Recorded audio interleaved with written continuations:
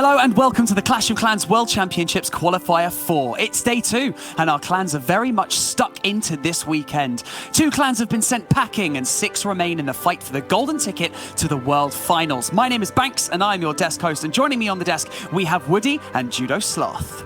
The hour has arrived. We've eliminated 2 teams in the Clash of Clans World Championship. We'll see 2 more knocked out today. Judo, this first match is going to be a barn-raising, fun-blazing time.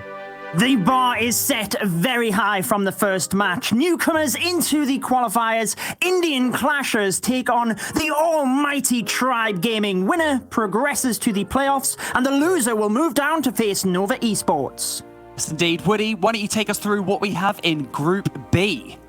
Group B has got some amazing clans as well. Dark Tangent, the other Indian squad to advance from the top, will go up against Existence, a Spanish team that was most cited as the highest feared squad in this matchup. But down below, they've also got Nova Imperium waiting in the wings to find out which team will face against them from the upper bracket. Well, it goes without saying, but the roster of players that we have in each qualifier just never disappoints. It's nearly time for our first war of the day, but before we dive in, I had a quick chat with the clans in this week's qualifier to find out a little bit more about your favorite players. Who is the best player in your clan? I would say that it's Itsu, because he spends the most time with the game, is so focused and very talented in esports in general. Salim. Professor. JVS. React. Quisiera decir que todos somos buenos, pero el mejor es Michael. I think that Tatop. It's Bezos. What is the most difficult skill to master in Clash of Clans? It is analyzing a base, but if it comes to troop management, then it would be doing a queen charge. Queen walk. Lava Lunatic. The queen charge. El Queen Walk.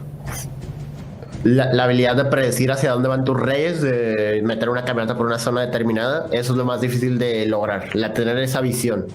The Queen Walk, for me, for sure. I never know where the Queen Walk will go, and when she gets in, when she will die. I think it's a Queen Charge Lalo attack. Well, these next few matches are going to remind us who can maintain composure under pressure. There's so much variety at this level of Clash of Clans, but it's another thing to be able to understand and adapt to all of those variables on the main stage. So, Judo, talk me through these 2 teams that are going to kick us off. Well, Tribe Gaming has a bag of experience. They were in the finals last year for the World Championships, finishing 4th, and they indeed were the Town Hall 13 Cup winners. But the newcomers onto the scene, Indian Clashers, got the job done yesterday, and I think without giving up too much of their tactics, they might be in with a chance. Indeed, the Indian Clashers are off to a strong start winning their first war, but is this where they will be truly tested?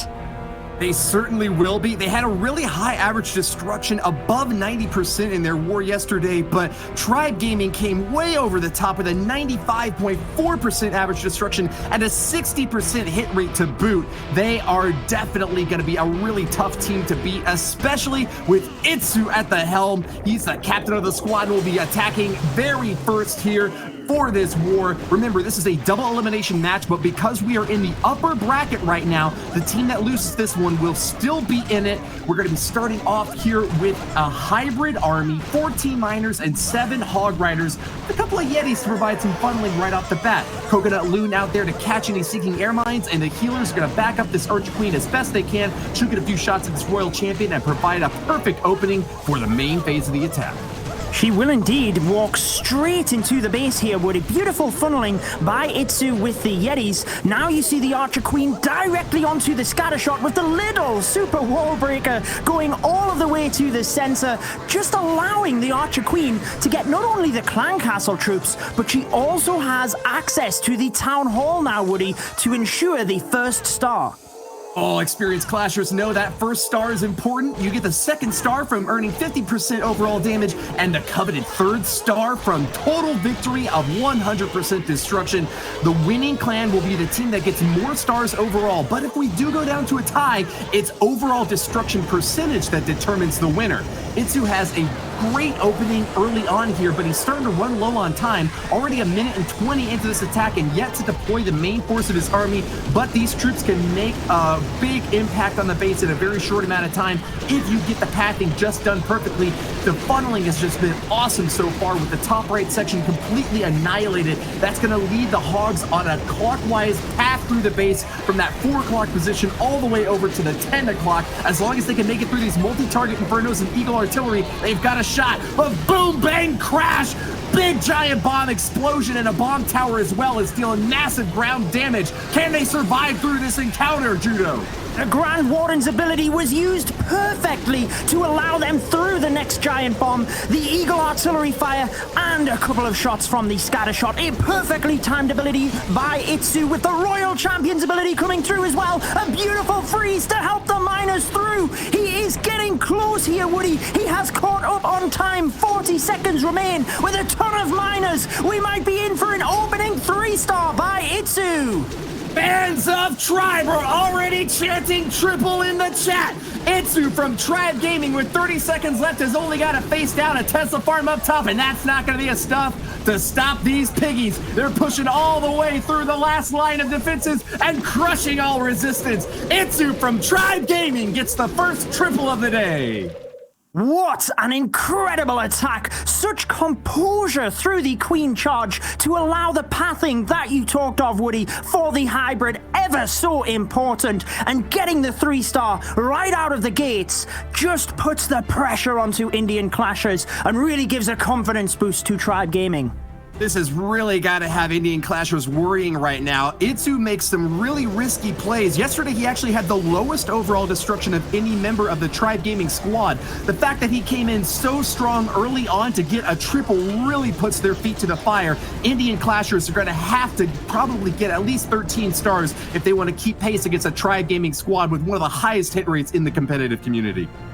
Absolutely, but we did see Indian Clashers use the exact attack strategy we just seen by Itsu yesterday to their success. They gained 3 stars themselves with it, so let's see if they can do it today, because Death, who did get a 3-star with the strategy, is kicking it off for Indian Clashers. Oh, yes, he did. They're looking to go toe-to-toe in the early stages of this match, catch a few Teslas in the bottom corner here on Eve Maxie's base, but that won't be too much of a trouble for this Queen charge. She's going to get raged up nice and early, taking a lot of damage from 2 Expos locking onto her early on, but if she can tear down this Scattershot and Grand Warden, that'll be a nice entry into the bottom section. She does have to worry about 2 single-target Infernos along the top and left corners of this base. That can cause a lot of problems for any hero charges, but it's that multi-target Inferno next to the Royal Champion at the 2 o'clock position that's going to be the biggest problem for the hybrid army. 15 miners and 9 hog riders have got to worry about splash damage first and foremost,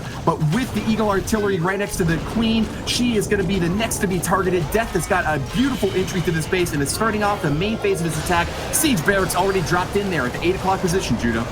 It is indeed a beautiful start to the attack. The Queen has already got so much value, but the scatter shot did get a couple of hits onto the healers there, Woody, which means they are a little bit vulnerable, and if they were to hit a red bomb, then they could easily go down now. The Clan Castle troops have been pulled. Meanwhile, the hybrid is coming into the town hall, but struggling to get to this area. Grand Warden's ability should be used momentarily. There it is to help them through.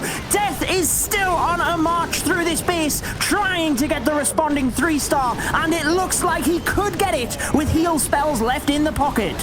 It's a bit of a tricky play here. You could tell he wanted to go for that hog miner attack early on to give a little bit of insulation for that Archer Queen. The air sweeper shoving the healers into air defense range means that he lost that really big offensive boon though, and that might be the end of it, with Pups pounding away at his lower end troops. These ground forces are not going to be able to deal with them. It's going to force those wizards to come on into the middle of the base to try to deal with them, but with splash damage coming down from a wizard tower and a ground-based Expo firing away at these forces, 72% is as high as he's earned, and it's not looking like he can make it much further, Judo. Yeah, heartbreak there. You can see the center of the base with the 2 giant bomb areas where the miners and hogs really took damage. Right as I was saying the attack was going so well for him, it turned in a heartbeat. And it is not the 3-star that they needed, Banks. Yes, indeed. Like a bit of a deflating attack in the opening there for Indian Clashers, but Tribe coming out of the gate super strong. Itsu managing to secure the first triple of the war, and we've still got Evechek, Maxi, and Lexnos, who all managed to secure triples in yesterday's war, so it could be a rough ride for Indian Clashers, Woody.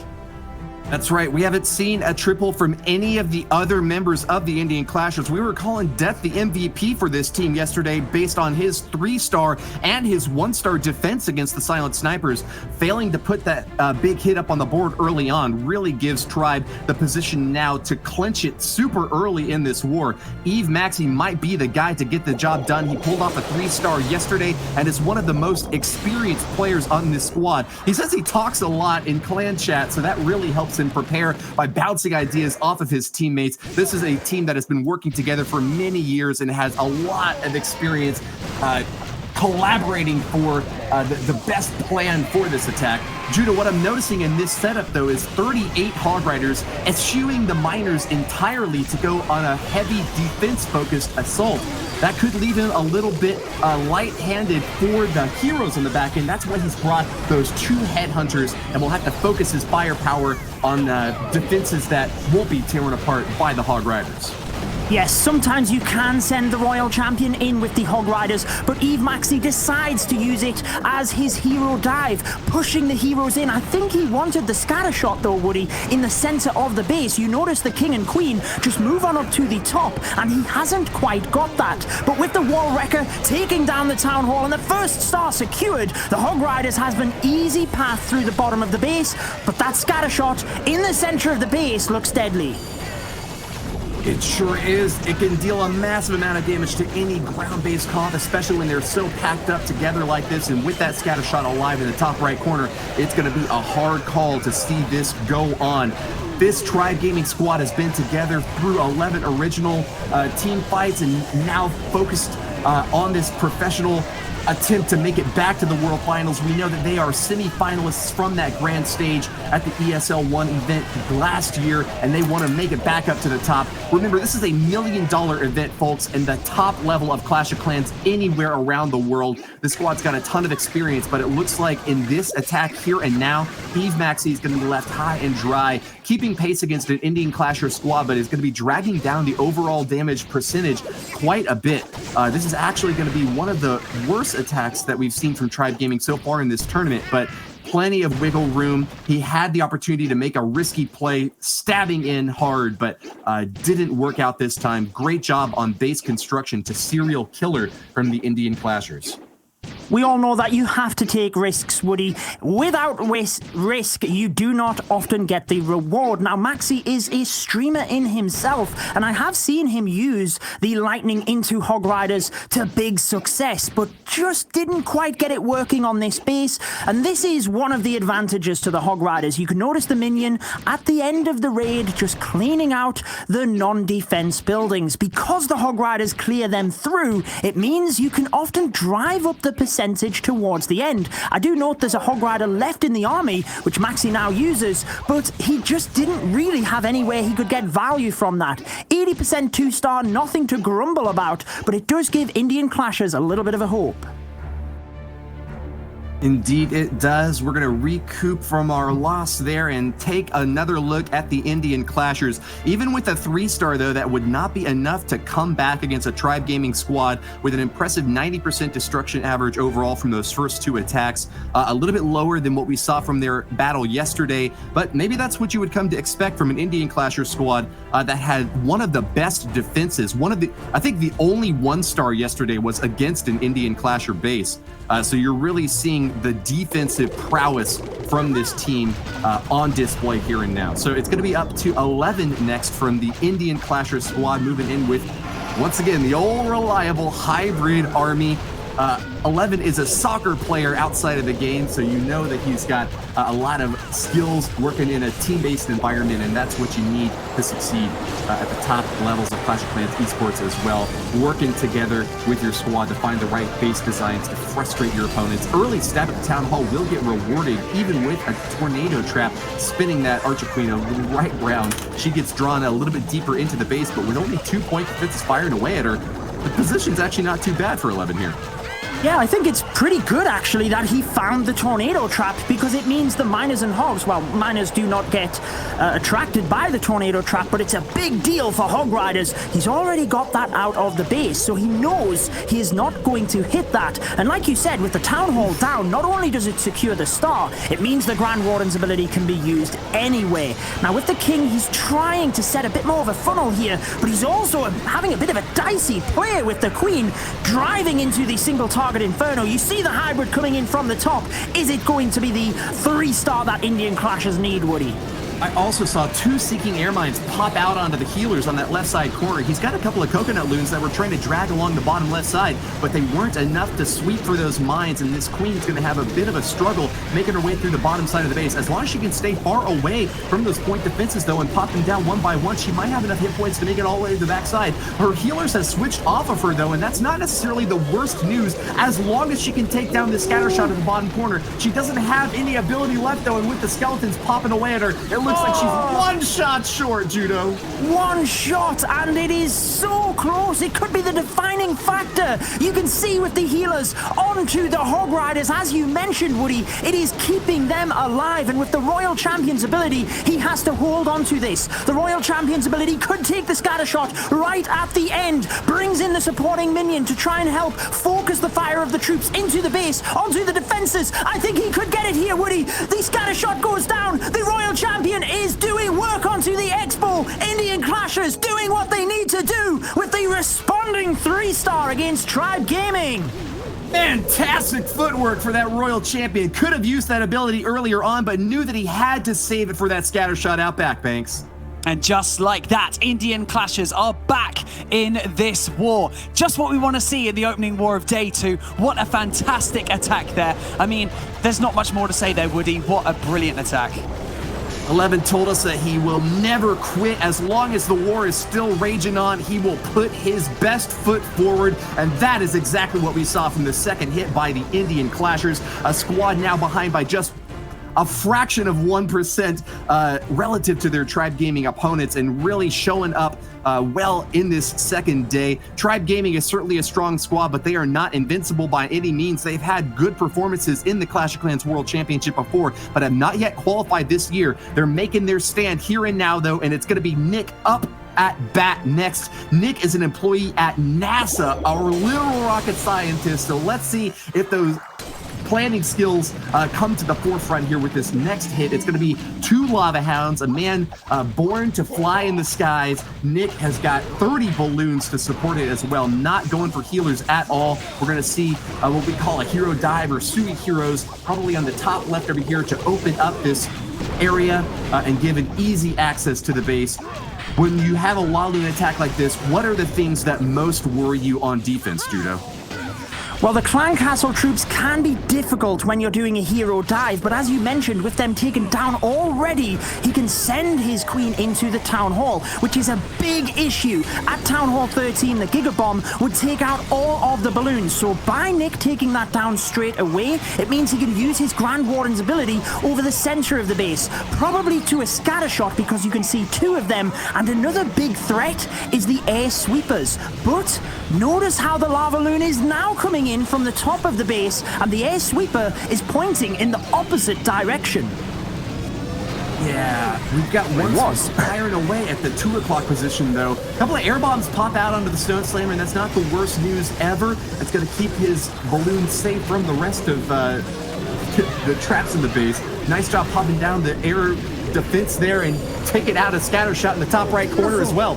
This is going super fast, Judo. It is, and he used his Grand Warden's ability to protect the Headhunter. It got through. Oh, it didn't get the Queen. She stands with a tiny little bit of health. That could be a big deal moving down to the end of the base. But the reason Nick came in towards the air sweeper was the scatter shots and the Eagle artillery were taken down fast. It means coming to the end of the base, he doesn't deal with them. The minions take down the Queen, and he has a couple of supporting loons, but with a multi-target Inferno, it is just too much for Nick. He tried his best, but it is going to be ever so close, Woody.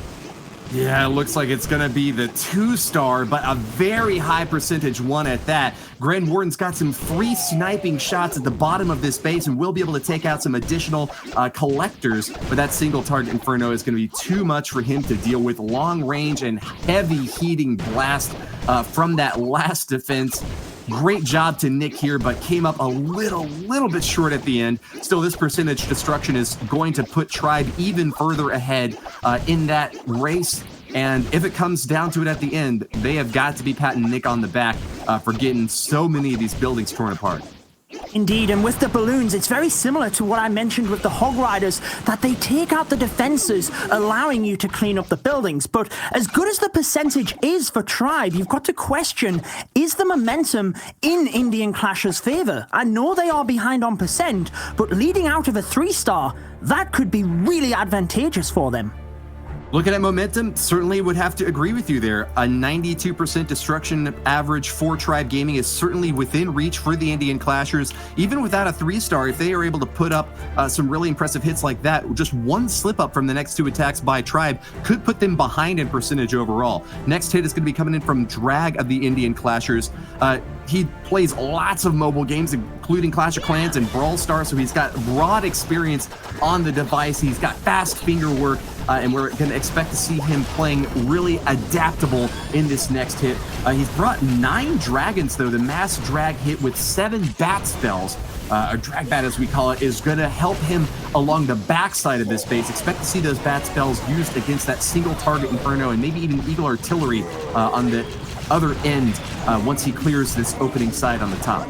That's exactly what it looks like, Woody. And notice that the wizard towers are also pushed to the edge of the base. That means that he can easily adapt in order to freeze them and allow the bats to swoop around the perimeter. It's not like they're going into the center and having to split up. Now, the name would suggest that he's good with this strategy, but it was only a 2-star he got yesterday. Oh, the Archer Queen goes down, Woody. And I think he wanted the Town Hall with the Queen. He can easily adapt here and send the Battle Blimp in. But getting that Town Hall with the Queen would have definitely been a really good play. Well, he'll continue his best effort against that Town Hall, firing another salvo away there. Looks like the sneaky goblins will get the job done, but exploding to the Gigabomb, they won't have anything else to say. It's all about the dragons roaring through the top side of this base, and an early Eternal Tome to protect them from that Inferno Dragon and the 2 Inferno Towers burning away at them now. A defensive Archer Queen is fallen as the Dragon Fire sweeps through the base, burninating the countryside. A well-protected Grand Warden now back, flying ahead with that pirate skin on top. That Carrot's able to keep him high above the action here, but is not able to keep all of the dragons in that life aura. They're starting to spread out along the top side of the base, and that could be trouble for Drag later on. But here come the bats. It's all about the bats now, Judo. They've cleared out the bottom section. They are doing incredibly well. The Wizard Tower will take them down, but as long as they get through the majority of defenses as they have, the dragons can finish off the base. The Wizard Tower is onto the dragons. The bats finish it off, and lo and behold, Indian Clashers will take the lead here with a 3-star drag bat attack. Beautiful job to take out majority of the base with the dragons, finish off with the bats. Wow, Woody, this war just got interesting. I cannot believe what is happening here. Indian Clashers are taking the lead versus Tribe Gaming, Banks. Yes, indeed. Indian Clashers, the motor is now running. Off to a slightly slow start, but they are now well and truly in motion. Tribe Gaming definitely have to pull something out of the bag if they're going to fight their way back into this war, Woody. Smithereens! Tribe Gaming blown apart by the mid-game plays from the Indian Clashers. Drag has really brought the heat this time with those dragons, and it's up now to Evecheck from the other side to get this work in. He told us before the matches began that he's lost 10 kilos since the last qualifier, so let's hope he didn't lose his Clash skills too. I have no doubt that he's going to get a good attack in here. Battle Blimp drops early thanks to a big bomb going off, but he'll still be able to grab that single target Inferno and wail away at the enemy Archer Queen. She doesn't go down though, and that is disaster for this early hit from Evecheck. Oh my word, he would have loved for that Archer Queen to go down. It's not too bad because his attacking Queen can one-shot the Queen, but she will be taking a little bit of damage here. I think Evechek can very much still recover. And let's remember, from the first qualifier, Evechek, oh, the Headhunter finishes her off, Woody. Beautiful job. Evechek got 3 stars in the first qualifier and a 3-star yesterday. He is perfect in this year's World Championship qualifiers. So if he can continue that momentum, he puts Tribe Gaming right back in this. Well, as he told us, it's all about base testing, some friendly wars for practice, and base testing. You have got to get time in the game to know how these interactions play out as like a second sense. You can't just watch it. You have to feel how your army moves through the space and respond with lightning quick reflexes if you want that 3-star. Evechek had to use an early heal spell there because of the Teslas right as he brought the hybrid in, but he has recovered. They move on through with the Eagle Artillery slamming down into the troops. He's able to tank through that and the Giga Bomb with the Grand Warden's ability, and as the miners move through, he uses a heal spell, keeping onto the Royal Champion's ability. You've seen how important that was in the Indian Clash's attack. They move on through. There's just the single target Inferno on the back end, Woody, which could be a real troublesome defense for Evechek. Unfortunate positioning for these defenses. He fires off that Royal Champion ability early, and I really like that. It's just, he's already lost all the hogs and nearly all of the miners along the bottom side. This single target Inferno is going to be the last great line of defense, and with the Royal Champion still a bit distracted, can they get it down in time? This freeze spell goes off. The Archer Queen's going to refocus. The last freeze is out. Royal Champion locks. Throw that spear, girl. Time is running out.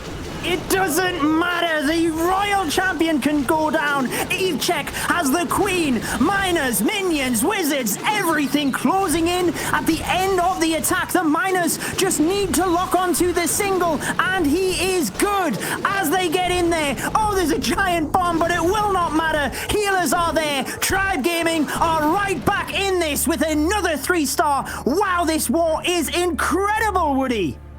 How intense was that? Action down to the last few seconds. Evechek clutching it when his team needed it most, holding onto those spells when he knew he needed them at the end there to keep his heroes alive long enough to get those last few miners into the action. I actually kind of underestimated the miners a bit. I thought that they had kind of whittled away, but they were spread out, and after the reunion there, finished off that last remaining compartment to get the 3-star. That's going to be a little bit of a percentage destruction advantage now for Tribe Gaming. Hats off to them for pulling off an impressive attack there, but an opportunity for Salim, if he triples again, to keep the Indian Clashers ahead. He's a very creative player and likes to spend his free time going swimming with his buds. He is going to be swimming through a tough base here, though. Evechek has set up a really tricky trap. Can he get the job done with this hybrid army, Judo? Well, Indian Clashers have got 2 3-stars in their previous 2 attacks. So if they continue that momentum, they move back in the lead. Either way, it is going to be a close war. You can see how tight the percentage is. This could go to anybody. Salim is driving into the town hall with his Queen charge and starting off this attack very collected, Woody. He has set the funnel on either side. Nice use of the rage and that coconut loon. We always talk about searching for black bombs through the rage spell. The Queen gets to the town hall, and I have to admire the start of this attack. Known for being one of the clutch attackers on his team. Even 11 said that he was the guy that Salim was the guy he would rely most on to get a triple when the Indian Clashers needed it most. He's playing very patient now, and that works super well for protecting your assets early on in the raid. A really well-insulated Queen has still got all her healers and the rage spells keeping her topped off, but will time be a factor here? He's finally deployed his forces with 1 minute and 37 left as they crack their way through the first layer of walls. They engage the enemy in Eagle Artillery and are ripping it apart. Very little damage dealt by that big heavy defense, Judo. He needs this hybrid to get moving through the base. He is stalling quite a little bit. I love the supporting Hog Riders from the Siege Barracks coming through to that single target Inferno, ever so crucial, and a perfect Grand Warden's ability in between the two scatter shots really does help out the troops. But with the Archer Queen going down to the top, is it going south? The Hogs and Miners splitting up. I'm not sure he has the force to finish off the end of the base, Woody.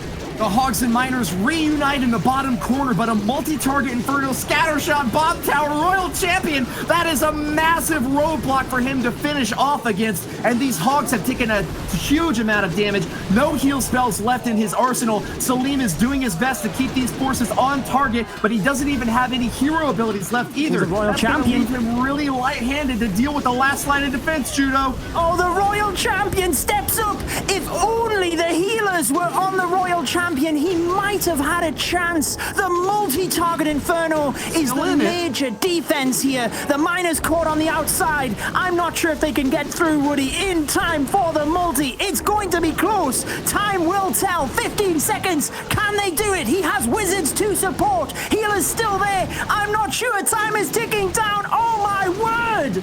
Restars out of the question, but the Indian Clashers will improve on their overall destruction percentage. A 96% 2-star from Salim brings them back up to 93.2% overall. Tribe Gaming and Indian Clashers are neck and neck, and this is guaranteed to go down to the very last attack, Banks. Yes, it is indeed. Salim managing to secure that 96% 2-star, this high percentage 2-stars, and these triples are basically all we're seeing throughout this war. Tribe and Indian Clashers going head-to-head, butting heads. This is going to be this is going to go right down to the wire, Judo. Indeed it is, and let's remember, the winner goes through into Championship Sunday, whereas the loser has to battle again and could potentially get sent home. Neither of the teams want that. They just want their initial victory, so it is Lexnos of Tribe Gaming to try and secure this. If he 3-stars, Indian Clashers could not catch up because they wouldn't be able to catch the percentage, Woody. Lexnos, one of the heaviest hitters for Tribe Gaming, like a bull in a china shop unleashed on Drag's base. You're absolutely right that a triple here from Tribe Gaming would clinch victory, but can he do it? Lexnos has eaten 4 pounds of steak at once, so he is no stranger to taking on a big task and shoveling it all down. Drag's base is going to be sending in the defenses early to try to counter this queen charge in the bottom left corner. CC troops are going to bring an Inferno Dragon, which requires a free spell to stop up here for Lexnos, keeping that queen safe and healthy, even out of range of the enemy Royal Champion.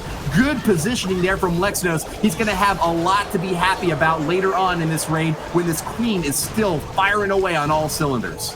Absolutely, he does. The Queen locks to the Town Hall, beautifully uses the freeze spell to protect the healers. I think Lexnos had 2 different plans here, whether the Queen went for the Town Hall or indeed she walked away from it, but she does get the Town Hall. He brings another Super Wallbreaker. She gets low on health though, Woody. Has to use the ability. The Tornado Trap goes off, which again is very helpful with the Hogs and Miners, and here they come from 6 o'clock. Can they get this one done though? Need to get that scatter shot as soon as possible, Queen. 2 Seeking Air Mines explode under the healers and knock him out of the sky. That's going to be big trouble for Lexnos later on in this raid. That Grand Warden not keeping pace with the rest of the Miners yet. Gotta hold on and hop to it, guy. Passes off the Eternal Tome to protect him from some Eagle Artillery raining down from the skies with Wizards to back up this P.E.K.K.A. in the right side corner. The Siege Barracks will funnel even more troops into the raid, but can they hold on? Archer Queen keeping her pace for dear life in the top side corner, Judo. Oh, she continues to just lose healers from Black Bombs. I love the use of that single balloon by Lexnos. He tries everything, but you can see the central scatter shot that was meant to be taken down by the Queen, and it is continuing to wreck Lexnos's troops, with the Miners now getting damaged by both scatter shots. This will lower the percentage and give Indian Clashers a fighting chance of snitching this war. As when a prowling wolf whom hunger drives to seek new hunt for prey, Lexnos will be forced back to the drawing board, seeking a new target in another war. A 2-star hit this time will drag Tribe Gaming's overall destruction percentage down into the lower 90s, but can Indian Clashers do the unthinkable and unseat this World Championship team from last year? Tribe Gaming, with 12 stars and a percentage above the 90s, has got one of the highest bars set by any team this month so far. 91.8% average destruction overall. Yes, we will find out the exact percentage that Indian Clashers require. A 2-star could indeed win them this war, but let's remember, all of the pressure is on this attack. Win and you go through, and if you do not get the required percentage, Indian Clashers lose and have to fight later on today. It is the Lightning into Dragons, and here comes Serial Killer to try and win it for Indian Clashers. An 87% 2-star necessary to clinch victory here. The Serial Killer of Indian Clashers will be the final attacker in this war, ladies and gentlemen. Yesterday, Serial Killer got a 2-star, 93%, just over the hump necessary to claim victory this time around. But this is so close. You cannot take any single building for granted. Itsu has a lot of buildings along the exterior of the base that are going to be easy pickings for Serial Killer's attack here. But with an 87% threshold, he cannot leave any big defenses up. 2 really well-protected scatter shots in the interior of the base, protecting that town hall. We're going to expect to see Serial Killer make probably a counterclockwise position around this base, maybe from the bottom left section with those dragons to support the opening provided here by the hero dive. No, actually, it's going to go from the top. Yeah, I think he's doing a great job here with the Lightning. He takes out the center of the base, uses the hero dive to take out all of the buildings, or attempting to, on the left-hand side, but his Archer Queen is walking around the outside. Oh, she comes back. Getting them 2 expos are a huge deal for Indian Clashers, as the dragons come from the right-hand side and now have a clear path behind the sweepers down to the town hall. The Queen did miss the air defense, which could be the advantage to Tribe. Yeah, they were ground-based expos, so I'm not really sure how much that helped Serial Killer in the end. With that air defense still standing up, that might be the last and final defense that Serial Killer needs to take down. Remember, he needs the 2-star 87%. Anything short of that is worth trash in this match right now. Tribe Gaming standing tall and proud, but can their defenses hold on? 71% claimed by Serial Killer as he paths toward the bottom corner of the base. 15% more needed, but the dragons are going down fast. Most of the point defenses have been eliminated, though, and a Grand Warden still up and protecting them. That pirate is firing away. Can he plunder the booty from this base? Itsu's holding on for dear life, but will this last line of defense stop them? He is getting super close, Woody. The dragons are doing everything they can. The point defense out of the way. How many more traps are down in this area? The percentage continues to climb. 80. There it is! 87%! Indian Clashers advance to the playoffs! Tribe Gaming relegated to the lower bracket, and an amazing upset! A 3% destruction, the difference between qualification and destruction supreme. Right, you are there, Woody. What an incredible upset. Indian Clashers will be going through to tomorrow's playoffs. Tribe are going to have another go at it later on today in the lower bracket to fight their way out in order to get back into the playoffs. Look right there, the balloon casting across your screen with Indian Clashers banner waving the flag. Congratulations once again to Indian Clashers, an outstanding performance, determined to make it through to Sunday's playoffs. Take a look at these stats. Look how close it was, Judo.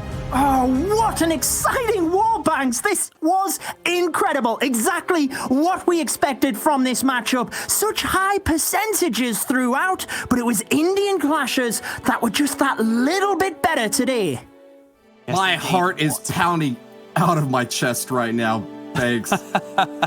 I mean, what a way to kick off day 2. So we're going to look into this war in a little bit more detail, but look at that right there in Group A. As you can see, Indian Clashes are going to be advancing to the playoffs. Tribe Gaming are going to be going up against Nova Esports later. A powerhouse matchup to see who can make it into tomorrow's bracket. But we're going to look into this war in a little bit more detail. He's a caster, a content creator, a clasher. There is nothing he can't do, so we just threw the title expert at him as well. It's Carbon Finn at the Telestrator. Thank you so much, Banks. And yes, we're going to be breaking down what one of these attacks is going to be. Drag coming in with the drag bat. We're going to see him starting off with this Royal Champion up at the 3 o'clock position. And the biggest things what you want to identify when you're coming in with the dragons is try to see what type of funnel you can get and where are the sweepers. We have one sweeper pointing over the town hall this way and another one towards about the 8 o'clock position, which means that the whole top side, there is nothing that's going to push you back, and that's what he wants to take advantage of. And when you're trying to create this funnel, especially with your hero, so let's go ahead and pause this and really notice how he uses the king down here. The king is going to clear the storage, but then a Tesla farm does pop up, and now his queen can make her way into the base, especially with that king ability, and be able to help charge his way through. He didn't plan for his queen to get that town hall since he did have sneaky goblins inside of his battle blimp. And then when you're looking to try to figure out where you want to drop the bats is where the back end splash damage is. And you're noticing, where's the splash? Well, we only have the back end splash, which is going to be the scatter shot and the wizard tower, and that's where he's going to deploy his bats. So there goes the battle blimp. It's going to be able to help take this town hall down, and notice how there is nothing that's going to push his dragons back from the top side. He created a beautiful funnel initially, taking out some of these buildings up top, and now the dragons have a clear path to fly straight into this base down that alley. And he pops the Grand Warden ability right early through the Eagle artillery. He's going to be able to take all these defenses down. There's the rage spell as well. You want to try to have the rage, especially with the balloons, so they can help take those defenses down so the dragons don't take that damage as they're pushing their way through. And then beautiful job, drops the freeze on the bottom side down there, has plenty of freezes, and frees up the whiz towers as the bats help clear this, and the dragons are going through the top side of this space. So especially when sweepers are pointing in kind of same directions or where you could fly the dragons behind, can open up a great opportunity to use dragons onto a base, and makes an air attack viable, and took down Alex's base right here to help Indian Clashers to advance to the playoffs. What an incredible match we had here. We have so many more to come in here in the qualifiers. Yes, so we're going to be jumping into the next match here coming up soon. What is your favorite skin in-game, and what skins do you want to see more of? Well, if we're talking about skins in general, I like the clashy constructory scene as a skin for the home village. But for the heroes, I just love the party warden. मेरा favorite skin है Pirate Queen, और मैं Royal Champ के लिए new skins देखना चाहता हूँ. Archer Queen की Glacial skin, and दिवाली पे कोई special skin heroes के लिए. Chinese New Year skin 100%. Pues la reina otoñal, y me gustaría que apareciesen más skin basadas en temporadas de estaciones. Mi skin favorita es la reina de hielo, y yo creo que estaría bonito ver un rey duende, ya que no nos han traído el rey duende como tal. Pues bueno, ver un skin del rey bárbaro como si fuera un duende. When it was the Chinese New Year, there was a pretty cool skin. And I want to see perhaps an Archer Queen for Halloween. Let's see. It's the new Pirate Queen skin, and I'd really love to see some skins for the Royal Champ. Thank you so much, Carbon, for breaking down that attack. And before we roll on with the next war, we are having a switcheroo in the virtual studio. The majestic Mohawk Maniac is back at the desk. It's Bash. Bash, we saw a crowd favorite Existence secure the victory yesterday. Okay, but was it that convincing? Should we be worried for them going up against a team like Dark Tangent? These two teams honestly seem really evenly matched, and if you look at the statistics from yesterday, both teams had 11 stars, but Dark Tangent actually did slightly better on percent. So I think we're getting ready for another intense war. This one's going to be anyone's ball game. Existence going to need to step it up to live up to that reputation. And Judo, we've seen some creative attacks in this qualifier so far. Is this due to the base designing being more channeled towards defending against the meta of Zap Quakes and Queen Charge hybrids? Yes, I think whenever there is a new strategy into the game and the bases have to adapt, it often allows older strategies to come back into the meta. But here we go, Bash. It is Existence to kick us off. Existence coming in with the Zap Lalo from Metro here. Looks like we zapped out one of the scatter shots and got an air defense down as well. We got that King working into this compartment. Look at that nice little funnel. The King's able to slide into that one compartment opening. Uh-oh, we got a little bit of spinning. We're good. We get the Queen into that opening, and he's going to be able to disperse of that Queen and should be able to get to the multi right there, Judo. Huge value from this opener.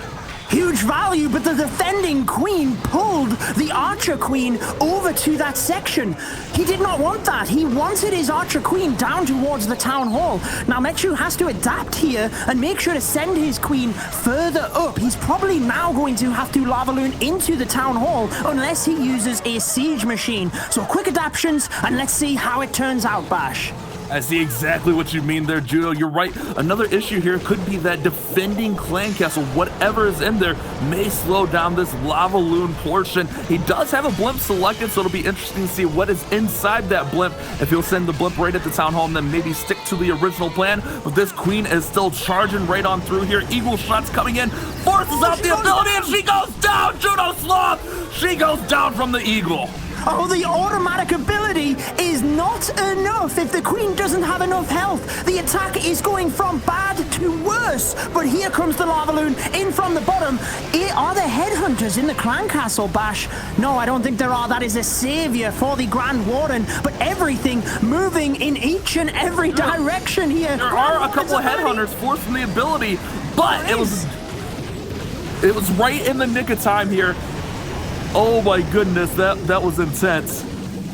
Wow, this is incredible. He does manage to take the Town Hall and get the 2 stars, but this is not the attack we expected from Existence. Starting off the war. Wow, it's only in the 60%, Bash.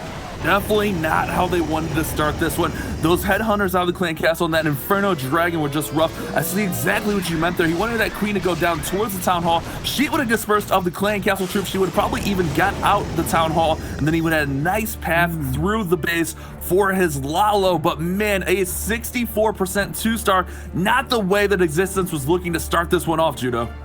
No, but whenever attacks go bad, you always need to make sure to recover the 2 stars. We did see yesterday that 1 stars do happen. And when it's all about the stars, remember, it only comes down to the percentage game when the stars are even. That is why you have to secure the 2-star in a single attack format war. But can Dark Tangent take the lead here, Bash?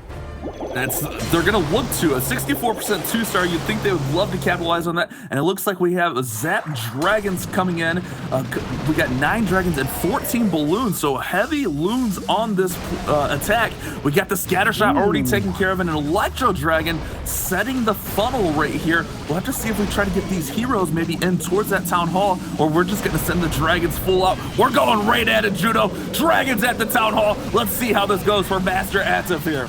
I love the fact that the Electro Dragon can get so much value to support the Stone Slammer, and it's allowed the Dragons a clear path through the left-hand side of the base. He is also tanking the Air Sweeper, which is a big bonus. Grand Warden's ability helps the Dragons through the center. They charge on forward. He has freeze spells, most likely for the final area of the base. He has a lot of Dragons moving through the base here, Bash, and it does look like the most phenomenal start for Dark Tangent.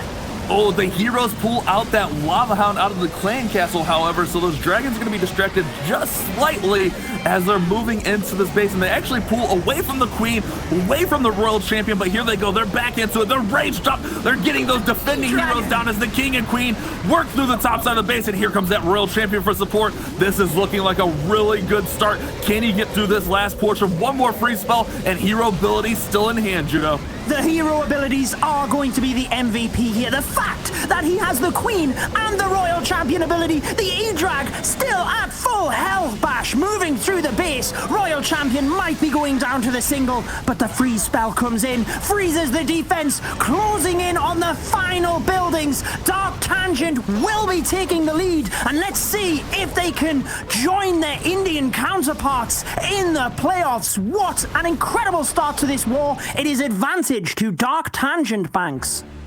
Indeed, Master Atif with a masterful opening performance to start off this war with a triple against a clan like Existence. What an incredible performance. And I've got to touch on what you were saying earlier there, Judo. Look at that E-Drag go, literally along that bottom right-hand side, just cleaning out everything. So OP. What a great attack there, Bash.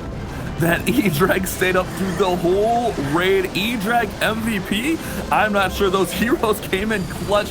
Man, what a well-planned out attack, recognizing the value you could get from that E-Drag opener with that Stone Slammer, and then those dragons just had a nice path through there. Great use of the heroes to keep the dragons inside the base, and we've seen that on a lot of these dragon attacks, bringing in those heroes late to push those dragons back inside, and so they don't go outside towards those trash buildings. So Existence is going to have to respond here, Judo, and it looks like Michael DP is going to go with a hybrid attack. Yes, and he will be having to do a very similar job to what you just seen with the dragons. That is because miners, like the dragons, will attack any building. That is why we typically see a funnel set on either side of the base. The initial funnel is being set right now by the Archer Queen, who is coming in towards the multi-target Inferno, and we still have another super wall breaker to get even deeper into the base, Bash. Yeah, definitely looking to push that Queen right up in there so she can get to access to that scatter shot. She's held up on the World Champion. World Champion goes down. That is massive. But she's going to look to get the scatter shot out and then the defending Clan Castle traps. Once she gets in range of that Clan Castle, the troops will come out and she will have to fight them off one by one. And we see that Siege Barracks coming in from the top side, starting that top funnel for the hybrid. And it looks like we're going to see the hybrid go right at the Town Hall. Poison spell to place right there on the headhunters. I was trying to see what was in that Clan Castle. We got a couple headhunters there and an Inferno Dragon, and here comes that hybrid charging towards the Town Hall, looking to secure this one. Great pathing already set up here from Michael DP from Existence. It looks very strong, and he has spells to support. He does have the Tornado Trap currently popped with skeleton traps that are distracting his miners trying to get to the Town Hall. He finally gets there, but check out all of the bombs in the area, Bash. There are red Hog Riders everywhere, and the heal spell has to come in early to try and protect them. But with the Grand Warden's ability already used, what can he do to the back end of the base? He kept those hogs up a little bit, and they were far enough away that not all of them got hit by that Giga Bomb, but they took some massive amounts of damage. The Royal Champion Seeking Shield does come out, weaken down that scatter shot, and there's not too many defenses left. The Queen still has her ability. If she can get to this Eagle Artillery, this is looking really good. Oh my goodness, Queen's ability is forced, but she's going to get through the wall, and she's going to target right onto that Eagle as the King is over in the other compartment fighting off miners. This one's going to be close, Judo. Can the Queen stay up? Fuel balloons coming in. This is what Existence needs. They need to finish this base off. They need this triple. The archers from the Archer Queen's ability really came in clutch to distract the Barbarian King. It allows the Queen to take him down, step up, take the Expo, and then the miners come down to the bottom of the base. It is all but confirmed now. Existence respond with a 3-star, and now Dark Tangent are on the back pedal. They already have their 3-star, but Existence now have their momentum. Back-to-back 3-stars from these clans, trading blows. But remember, Dark Tangent could easily take the advantage here with that missed up on Existence's first attack with that low percentage 2-star, but they definitely put themselves back in the ball game with a super solid 3-star. That was a really well executed attack. That Queen charge got so much value, and keeping the Queen up through the end of the base showed to be the deciding factor, as the Queen was able to disperse of not only the Eagle Artillery, but that Barbarian King. If that King stays up, there's no way this base gets finished off. So a great job to keep that Queen charging through the base and finish it off for a 3-star. Exactly, and one thing that you might be recognizing at home is being able to save onto your hero's abilities as long as possible, and maybe even a couple of spells towards the back end of the base as well. You really need to have a plan all of the way through. You are seeing how patient the attackers are, but here we go with the next one. It is the lightning spells into Yeti Smash. You zap Yetis here from Subhagia, and this attack, it seems to be one of the most popular ones in the game right now. Gonna use the Earthquake to weaken everything down, and then use those lightning spells to take out not only the Scatter Shot, but the Expo right there, and then the Warden Walk is gonna set up a nice funnel, set up a nice path here for the Yetis to get in here. Super Wall Breaker barely gets that wall open. Oh my goodness, if that would have failed, this attack would have been in trouble, but here we go. King's gonna come in right there on the left side of the base at the 9 o'clock position. We're gonna use that King to set the funnel and make sure the Yetis and the rest of the kill squad go right up into the middle. It looked like another Super Wall Breaker may have came in, but the Eagle took care of that. But we got a great path through here. We got a jump spell still remaining. We just gotta get through this Town Hall compartment and through the rest of the base. Yes, I am surprised that he started the Yetis as quick as he did, so that the Grand Warden didn't at least take down the cannon at the top of the base. I'm not sure what the plan is there other than just send the Royal Champion in, but the Yetis move forward. They are doing a good job, but I do worry about the top end of the base, Bash. Nonetheless, the Yetis move forward and they need to get the Scatter Shot and Eagle down. No, apologies, the Royal Champion comes from the other side of the base. He is going for pure force through the center and up back towards the top of the base. These troops gonna look to make a U-turn through this backside of the base, but the Yetis are gonna bounce to the outside. The World Champion's gonna stick to the inside, already over that 65% mark here. Queen has her ability already used. World Champion still has her ability along with the King. This one's gonna need a lot to finish this base off. Here comes that World Champion Seeking Shield, taking out some of those defensive structures. But this one, I don't know. This is gonna have a rough shot. There's a lot of troops up, but can he get through these remaining defenses, the Eagle Artillery and that Archer Queen on the backside, Judo? Yeah, I think the Eagle Artillery is definitely going to be a difficult one here. He needs something to direct into the inside to take that down, but with 2 Expos and the Queen lurking behind it, I don't think he has enough. It will still be advantage to Dark Tangent even after this failed attack. And when I say failed attack, all we mean is not a 3-star, because he is taking major damage. I know, Bash. I know. The King's ability's coming in clutch. King's ability's coming in clutch. Freeze there on the bows. The Queen is still up, but look at all these skeletons from the Witches. If that King can get this multi down, Judo, this may be a triple here. Don't count this one out yet. There's still 26 seconds, plenty of time. That King is being healed. Last healer's going down. The Witches are on the bow. Judo, this is gonna be really, really close. We got plenty of time. Now this was a triple for sure. Subhagia getting the 3-star. Those troops went all the way around the base. The whole U-turn to get the triple, Banks. Absolutely amazing attack there. Rather chaotic at the beginning, and then it kind of looked like it was dying down, and then as the troops made their way around the other side of the base, what an incredible way to clutch up that triple there, Judo. Wow, I'm speechless. I really am. It just shows that you have to hold it together until the end of the attack. Don't give up. Allow your troops to do what they can. A lot of people might, I mean, not in this situation, but exit out of the battle. It proves that if you get the start of the attack right, you can get the 3 stars and Dark Tangent surge into a bigger lead, Bash. Yeah, those Witches that we see to come in to help support the funnel were so clutch at the end of that attack. They were what made that possible. It's a 3-star. The Almolin from Existence needs to respond. Remember, they have that low percentage 2-star, so they're going to need to really put the pressure on here. They're going to want, really, ideally, they want to get a 3-star here to respond to the 3-star from Dark Tangent. But if you can't get that, you really need a high 90% attack, in my opinion. So we're going to go with a Queen Charge Hog Rider attack. No minors on this, like we usually see with the hybrid attacks. This is going to be a straight up Queen Charge Hog attack. We do have the Clan Castle troops out, and we got that Inferno Dragon Freeze. Oh my goodness! Just in the nick of time, that Queen almost forced her ability. Wow, he timed it to perfection, but then uses it anyway. I really do like the sneaky goblins as well, driving the queen into the center. The sneaky goblins taking out the gold storage. It allows the queen to step up, take the town hall, and Almu Allen is moving on forward with his attack. Beautiful use of the balloons to get a black bomb, but also the archer tower. The queen can continue on, and he's looking now to start the hog riders. Here they come from the right-hand side of the base, Bash. And the hogs are going to come down to the bottom. It looks like we had a Tesla pull a lot of hogs there. I don't think that was part of the plan. A lot of those hogs pulled over to the left side, but it looks like we get the queen down. We just need to get that wizard tower down in that other compartment, and we have a strong start. He did a great job getting that defense down early on with the balloons so that the queen would path up through the base. And here we go. We got the hogs going through the base. They need to get to that scatter shot, though. The world champion's working on the bow. The eagle falls. Here comes the scatter. Judo, this is looking like it's got a shot.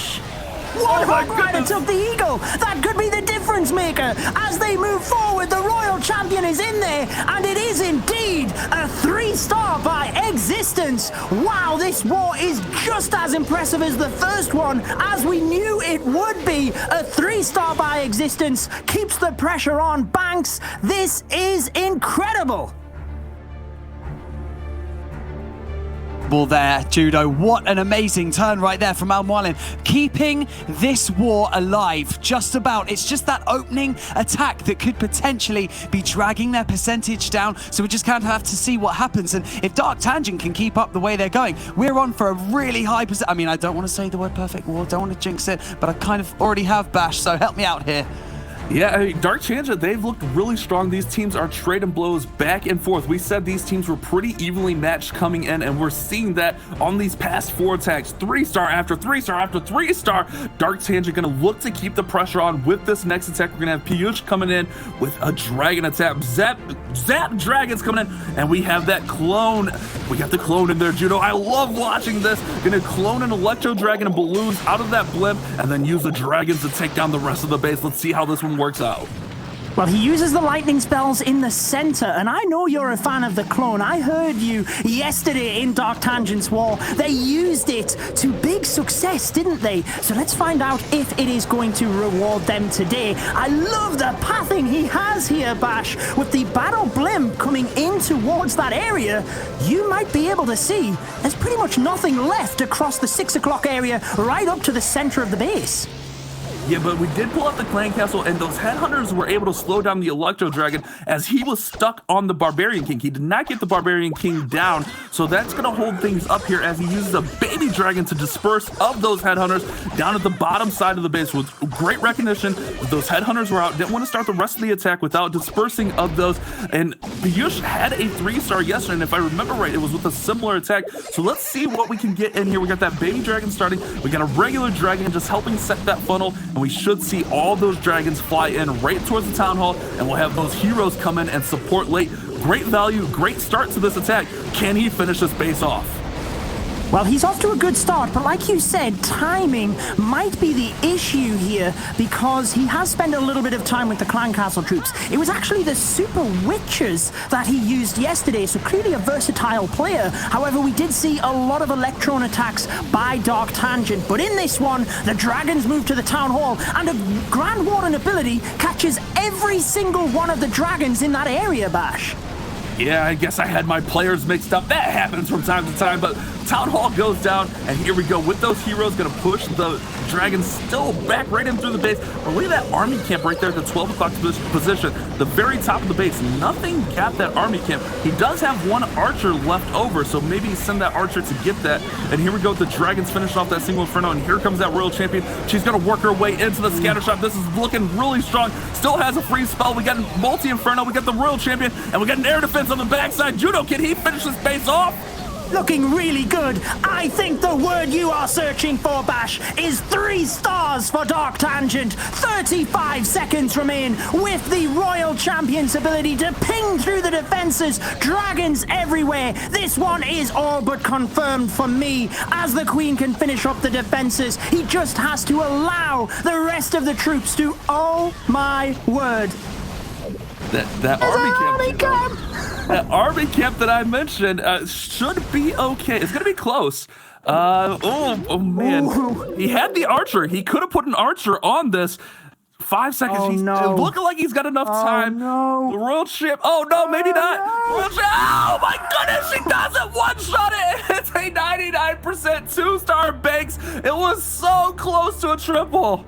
A slither of health, potentially providing a gap right now for Existence to make their comeback, because this percentage race is just not happening. We're on a 99.7% destruction average for Dark Tangent. And I mean, what I was thinking in my head as well is Piyush was the only player yesterday who managed to secure a triple in their war against Nova Imperium. So if there's anyone who's going to be able to clutch it up, it's him. But look at that, literally 1% health on that army camp just there. I mean, Judo, what an ending to that attack.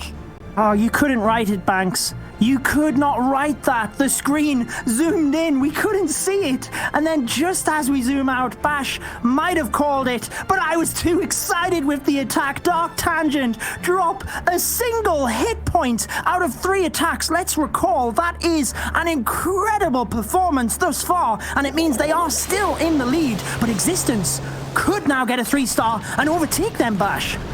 Grisan's gonna come in here with that Zap Lalo. So unfortunate because he had the archer. He could have placed the archer on that camp. He must not have saw it. His spotters must not have saw it. Oh, it's so unlucky. So close. But Existence, that may be the little opening they needed. Just one little misstep and they could take advantage. Let's see if Grisan can get the 3-star here. We got Zap, Queen Walk, Lalo. A lot going on in this tech. Use the zaps, the lightning spells, to take out a scatter shot right there, and going to charge in the Queen right in towards this Eagle Artillery and that single target Inferno, and then we'll have the Lalo coming in a little bit later here, Judo. Yes, the super wall breaker with the Teslas that popped only just got to the wall compartment, but it does allow the Queen in. She can take the Eagle and all of the heroes. You can see how difficult that would have been if the Queen didn't go into this compartment. So a little bit of a lifeline there. We also know that the Tornado Trap has been popped, which is huge for a Lava Loon attack, and I think thus far he will be very happy with how things are going. He's got a really interesting composition. Check this out, Judo. He doesn't have much spells left. He has no haste or rage to move the balloons through the base. He has that poison which goes down right here, and just one more freeze. Is he gonna try to Lalo this with pretty much no spell? I guess he's got to. He doesn't have a choice, right? He doesn't have any spells. So let's see if this is gonna work out, and can he get through this base with this lack of spells? Here comes that Stone Slammer in from that 3 o'clock position, and the Lalo is going to work right into the Town Hall. He does have a great path and a free spell still in hand. Queen dealing with that Lava Pup, the Lava Pups, but here we go with the freeze on the Town Hall, and this one should secure the Town Hall, but there's a lot of defense still up.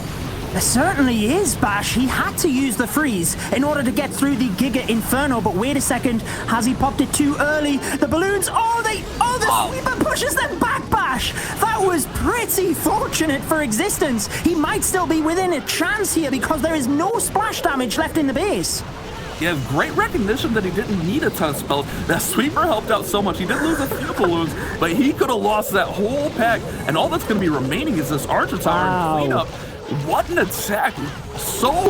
Wow, I would have never even thought to never use a haste spell or a rage spell on my Lalo. Like, how do you even think about that? He used one spell space, the free spell on the Town Hall. That is all he used for the Lalo, and Existence responds with that triple. That's exactly what they need. They are back in the driver's seat. They're back in this war. This one could go either way. Will that 99% be the deciding factor? Judo, we're going to have to see how that plays out. This is neck and neck, still anybody's battle. Let's remember that Dark Tangent still have an attack left in the pocket. However, you would far rather be in Existence's spot right now with the 3 stars on the board. It keeps the pressure on the players, and as the war goes on, things just get even more greater in how you have to perform as a player. You can see again the air sweeper pushing the balloons back. Just incredible. 300 IQ if he actually planned that as well, Bash. I don't think that was part of the plan. Just a little bit of luck there because he did pop the Warden's ability, but the issue was that he didn't have enough balloons over the Town Hall to take it down. So that's why they were stuck there and the Warden's ability wore off. But again, a nice little luck out with that sweeper pushing those balloons out of range. And we're going to have Krish coming in for Dark Tangent looking to respond. You got to get the triple here. Got to put the pressure back on Existence. And we have a Queen Charge hybrid attack, Judo. Indeed, and this is how intense our World Championship qualifiers are. Dark Tangent, 3 attacks, 99.7 total destruction, and yet they are in danger of losing this war. The Queen Charge in this one has to use a couple of early raids. Oh, she goes down, Bash! Oh no! Oh no! Judo! The combo of the enemy queen and that scatter shot, she did use her ability, but that scatter shot, remember, it deals splash damage, so it hit those archers and may have even targeted her before she popped the ability, and then she goes down. This is going to be so tough for him to get. He was looking to get mass amounts of value. I don't think he got the clan castle on. Did he get the clan castle? I don't remember seeing a clan castle. Judo, this is going to be rough for this hybrid moving through the base. It does, and you might recall on the first war I talked about being able to recover the attack, just go for the 2 stars, and that is exactly what they need to do now. Notice how a couple of Hog Riders are coming in, trying to clear out the defenses to drive a clear path to the Town Hall. Here come the Miners and Hog Riders. As you said, though, the Clan Castle troops come out. This could be a big problem, but an early heal spell is in, trying to protect the troops. There is the Rage. He's hoping the Miners attack the Town Hall to activate it, but they are going everywhere but here, Bash. The Miners are all over the place. He has to get this Town Hall down. Warden ability has popped, and here we go. Miners are finally on the Town Hall. That scatter shot, the MVP on defense here as it took down the Queen. It took down so many of the Hogs, took down the Miners. We get the first star secured, but this one is not over yet. He's got a lot of work to do to secure this 2-star. Miners still working through. World Champion seeking shield getting in. There's going to be percent, but this is going to be a very low percentage attack. Oh my goodness, Judo. This is going to be anyone's war moving into this last attack. Can he get this 2-star? With that Eagle still raining down shots, he doesn't have a lot. He needs 2 buildings here, Judo. Can he get it? Oh my goodness, I'm so nervous. I'm not sure, Bash. I'm not sure. He's got an archer at the top with the gold mine, and oh yes, he is going to get it. Remember, the 2 stars, you acquire the Town Hall and the 50%. The archer has to finish off the gold mine, but he still has a minion. He gets it. Oh my word, as you said, it is 52%. Heartbreak for Dark Tangent, as now they trail on stars and percentage banks. Wow, and if you didn't think that a war could go sideways like that, we have just witnessed in day 2 of the World Championships of the qualifiers, that just went completely and utterly sideways. Barely scraping a 2-star there. Dark Tangent down by a star, down in percentage now, Bash. What a turn of events one attack can make. And we lost a little bit of the momentum with that 99%, and then that attack barely even getting the 2-star. Remember, Existence started off with, I believe, a 61%, but 52%, obviously a lot lower. And now if Existence triples here, they win the war, Judo. What a turn of events. I can't believe this. Just the drama turning from left to right, anybody's game, but it is Rigo Torres, the captain of Existence. He has so much experience in Clash of Clans. Can he put it right into the game when he needs it? The 3 stars to move Existence on to Championship Sunday. Let's find out, Bash. He is starting with his Grand Warden to the north of the base. Rigo, known for his low attacks, but going with the Yetis here. Starting off with this Grand Warden walk up on the top side. We did have those lightning spells and the earthquake come in, and then just setting that funnel down on the bottom side with that Yeti, and then we're gonna have a nice entry into this base, a straight through path. It looks like we got 1 jump spell selected to open up and get most of the way through here, I believe. Here we go. Bowlers and Yetis are all in. Here comes the Queen, and we're gonna hold on to the world champion here. I don't see the King on the board anywhere. What's he gonna do with the King, Judo? I think he might use it over to the 3 o'clock area in order to keep the troops in towards the town hall or even over with the siege barracks. That is probably going to come up at 11 o'clock would be my assumption. Yes, he does use the king over to the 3 o'clock area to try and just thin out that area, allow the Yetis through, and he doesn't need to get to the back end here because he's more than likely got hog riders inside the siege barracks, and with the royal champion he could get this one done. The bowlers are thinning out the core of the base pretty quickly here, and he just decides to lock up everything from 6 o'clock and U-turn back up to the top of the base. Judo, what he did there was he put the king in a way that the king would loop into that compartment, used a couple of balloons to take down that Tesla, and the king single-handedly takes down the town hall. However, he lost most of his units in the middle of the base here. The queen uses her ability to get through the single, and here comes that royal champion down through the bottom side. We will have troops still popping out of that siege barracks. Remember, it's going to spawn P.E.K.K.A.s and then wizards, and then we will have our clan castle troops out. This is going to be close. We got the eagle and all of the heroes on the top side, but not a lot of offense left as we have a P.E.K.K.A. and Ice Golem coming out of that siege. Interesting. Yeah, very interesting to have them troops. Now, let's just take a step back here because I've been getting ahead of myself a little bit in this match. The queen goes down. There's a couple of archers finishing off the eagle artillery, and he might have the strength as long as he could get through the archer queen, but I'm not sure that the P.E.K.K.A.s will do this. He's really relying on the Ice Golem freezing everything, Bash.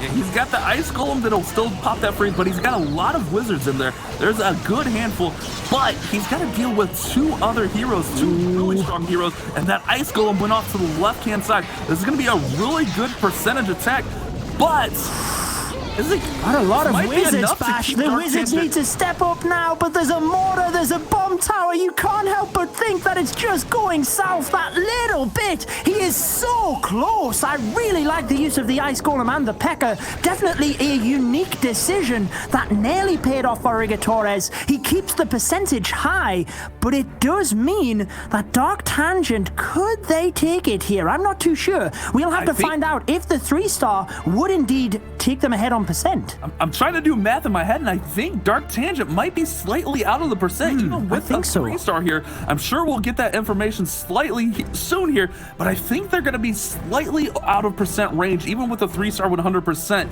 You're going to look to finish strong, but man, we see that 99%, that one army camp, that one hit on the army camp, that one archer going to win on the army camp. That's going to be the deciding factor perhaps here, as we have Professor coming in with a hog attack. We got 6 lightning spells and an earthquake and mass hog riders. 35 hogs coming in on this attack, Judo. Yes, well, we have Professor who needs to step things up again for Dark Tangent. Now, they cannot win at this point, Bash. You are indeed correct. Existence will be moving forward, and it means that we have repeat matches of Tribe Gaming and Nova Esports and Nova Imperium versus Dark Tangent. But let's see if Professor can get the 3-star and give them some momentum moving into that matchup. Absolutely. Even though you can't win here, you definitely want to try to finish strong, and that's what we're seeing here. Going to go ahead and use the Seeking Shield to take down that single target Inferno, as he used the Earthquake and the Lightning spell to weaken it up a little bit on his opener. And this Royal Champion's getting a lot of value. She's actually going to pull out the Clan Castle troops here so that they can be dealt with as well. Setting up really nicely. Here comes the King down from the bottom side, but I don't know that that's a full Clan Castle pull there, Judo. I see a lot of archers and some goblins, but I'd like to believe that there's probably some headhunters in there still. Maybe even an Inferno Dragon that we've seen in other attacks. Yeah, we do normally see a bit of a combination, don't we? And you have a lot of little troops, and it is designed for this purpose, that the archers and the goblins come out of the clan castle before the headhunters. So if you don't pull the full clan castle, you can easily be tripped up. Now, Professor very nicely recognized that, used the poison in the correct spot, and he does now have the clan castle troops down, with the Wall Wrecker moving direct into the town hall. Hog Riders will be aiming to just finish off the top area of the base. He does still have a lot up for these hogs to deal with. He does have 4 headhunters, however, to help deal with the enemy queen, the enemy king, and that royal champion. The queen's going to help get the town hall down with the sneaky goblins, and here we go with the hog riders coming in right behind that, and here comes the warden to help them out as well. A lot of defense is still up on this base. Both scatters, we got an eagle, we got bows. This one's going to be a tough finish here for Professor. Can he get through these key defenses? Yeah, he's had to use the Grand Warden's ability early to get through the scatter shot. Fortunately, the scatter shot was out of range of the sneaky goblins that took down the town hall. Now, sometimes you can take a minion in order to distract it whilst the sneaky goblins take it out. But like you said, Bash, there is just too much base for the Hog Riders. They are going down super fast now. And with the Eagle Artillery and the scatter shot, it is too far of a task for Dark Tangent. Existence will be winning this one on stars and on percentage. They move on through to Sunday, and Dark Tangent we will be seeing later on today. What an incredible matchup this one has been, Bash. I can't believe how this one finished. Who would have thought the way the Dark Tangent started, who would have thought they would have been out of it on their last attack? So much bad luck. Oh man, that's so devastating. The 99% followed off by that failed queen charge into the base. Professor gonna work and get towards that 70% mark, but Existence is gonna move on to the playoffs tomorrow, and Dark Tangent is gonna move down to that lower bracket and play Nova just a little bit later on. What a war, Banks. Yes, right you are there, Bash. Yes, Existence starting off this war actually quite slow. It looked a little bit dicey, but they kept a cool head, and then they marched on and managed to secure a few triples, and that meant that they were able to, you know, get the clutch in, coast it through into the winners bracket tomorrow with style and finesse. Really unfortunate turn of events there for Dark Tangent. However, they will be playing later on. They'll have another war in order to try and get into the winners bracket tomorrow, tomorrow's playoff bracket. But look at that percentage difference, almost due to one attack. 91.6% right there for Existence there, Judo. Yeah, exactly. And even if the 99% was a 3-star, Existence still had this on percentage, but you can't question what that did to the mindset of Dark Tangent. Nevertheless, they are not out of this. They move down to face Nova Imperium, who they did beat in their first matchup, and Existence move on to tomorrow. Yes, indeed. Dark Tangent versus Nova Imperium. Nova are going to be looking for revenge in that matchup, but indeed, Existence have taken the dub, and they will continue their journey tomorrow. And to see again how they did it, in case you missed it, I'm going to hand you over to our expert, Carbon Finn, at the Telestrator.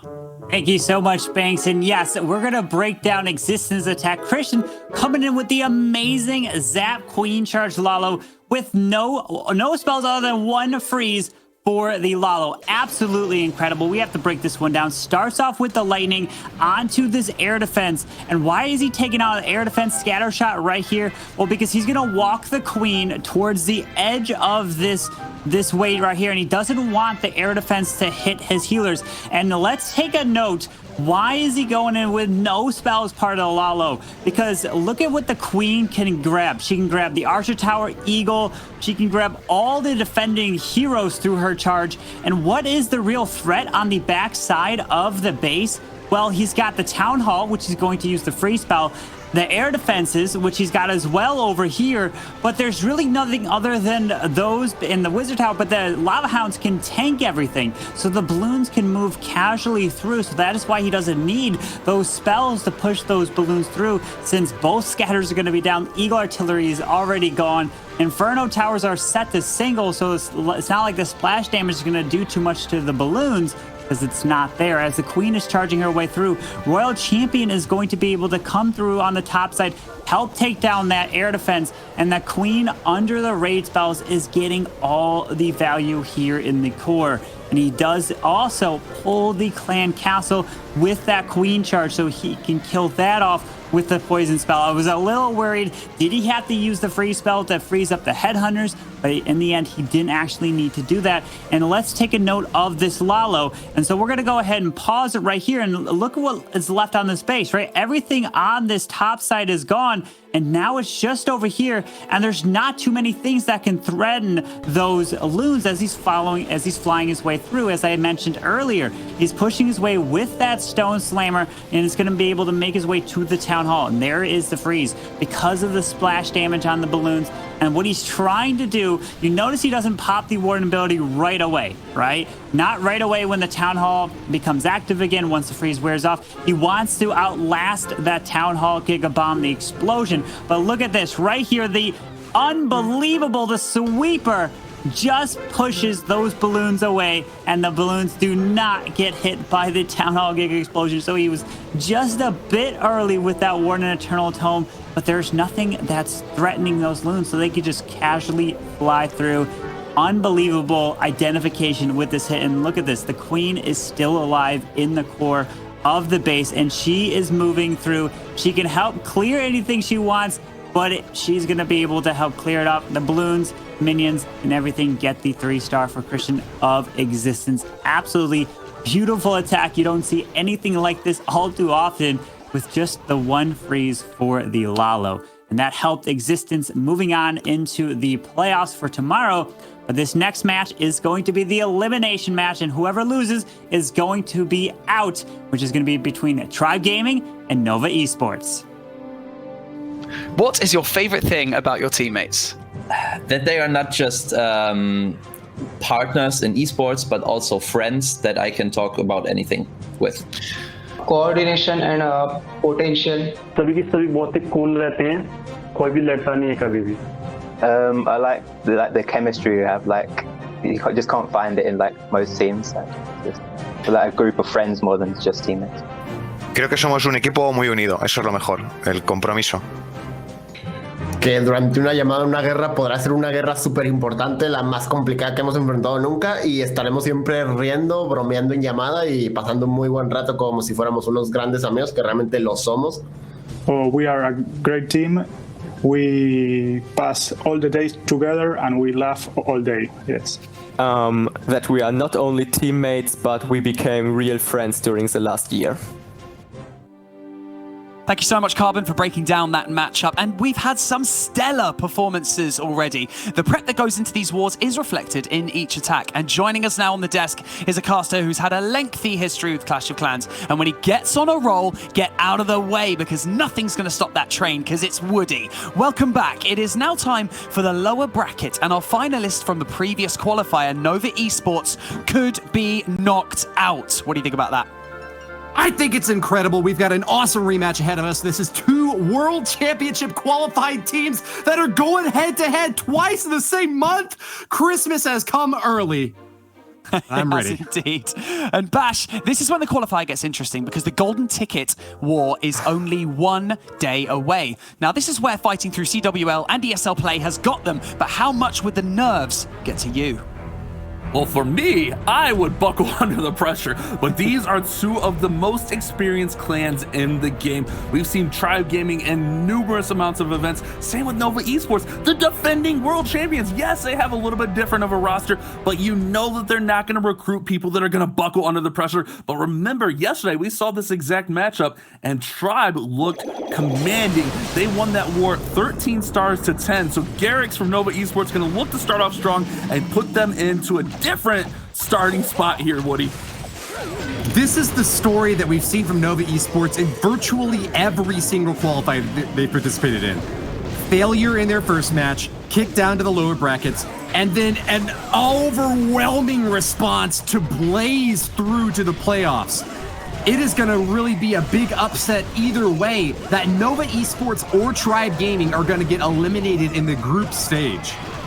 That's right. This is win or go home. And here we go. Garrix is starting out here with a nice Sui from his heroes.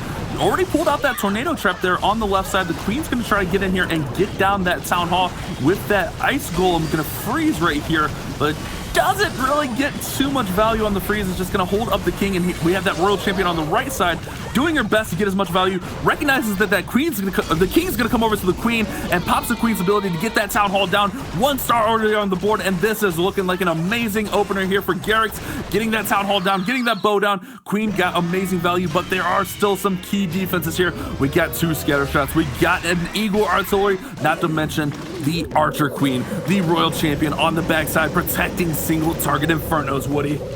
Yeah, 3 single target Infernos in this space and some really tricky spreads on those air defenses at the 2 o'clock, the 9 o'clock, and down at the 6 o'clock position. This is really going to be a marathon stream as we try to make it all the way to the backside here. Garrix from Nova Esports has got the troops spread out. Great free spell on there to shut down the Eagle Artillery. Doesn't have to worry about the air defense poking out the other lane. Uses that Grand Warden Eternal Tome and soaks air bombs at the same time. Awesome positioning here by Garrix, but will it be enough? Most of the balloons are stacked up in one central location, and that's not how you want to get the damage dealt out there. They need to spread out and focus that fire on multiple targets at once. Otherwise, they're going to get splashed down by these wizard towers, which are wrecking through this raid. That wizard tower doing mass amounts of damage, and we still have some big defenses up here as we got the air defense and the Expo and the single target Inferno. I think one thing that we may not have saw on there, he threw in 2 headhunters as right before he popped that Warden's ability, so the headhunters were able to get down the Royal Champion and get down the Archer Queen. If the Queen and Champion were up there on the backside, this would not have even been this close, but he's going to look to finish strong here as that Dragon has a ton of health, but that single target Inferno is going to be devastating. Dragon doing its best, and here comes that super locked on. I don't think he's going to have quite enough, but this is going to be a very high percentage attack to start off for Nova Esports. The Eye of Sauron burns straight through the heart of that dragon and knocks it out of the sky. A 2-star 97% for Nova Esports. A commanding beginning, but certainly not the 3-star that would have put them over the top. Look, I know that we are going to be talking about this match for many weeks to come. Nova and Tribe are 2 of the biggest names in mobile esports, and this Clash of Clans World Championship is a premier event for both of them. The eyes of the world are upon you now, Nick. Bringing in another Lava Loon hit, this time with 3 headhunters. Can he get the job done? Nick is one of the strongest attackers from this Tribe squad. When he went up against the Indian Clashers, though, he came 4% short, just barely missing the triple. He needs it here and now if he wants to come over the top against Nova. And Nick also was really close yesterday against Nova with a 92%. So he's going to look to get over that hump and finally put a 3-star on the board here in this qualifier. Let's see if he can do it. Known for his Lalo attacks, he used those 7 lightning spells in the Earthquake to take down the clan castle, but he also, I believe, got an Inferno along with a couple other defenses. We're going to use the King right in here to clear out. Super Wall Breaker, great use to give access to the Town Hall for the Queen here, and that King's going to clear around the top side. The Queen will have a great path right in there to the Town Hall. She'll have no problems getting this Town Hall down all by her lonesome, and that's a great start from Nick as he's going to look to fly around this base and finish it off strong. He has those 3 headhunters in there because remember, the balloons are just going to target defenses, so the headhunters are going to be used to help deal with that enemy Archer Queen and the enemy Royal Champion, and here we go with his own Royal Champion coming down towards that scatter shot on the bottom of the base. Nick has walked into the bakery and carved a huge slice out of this pie, taking a massive chunk out of that bottom right corner of this base.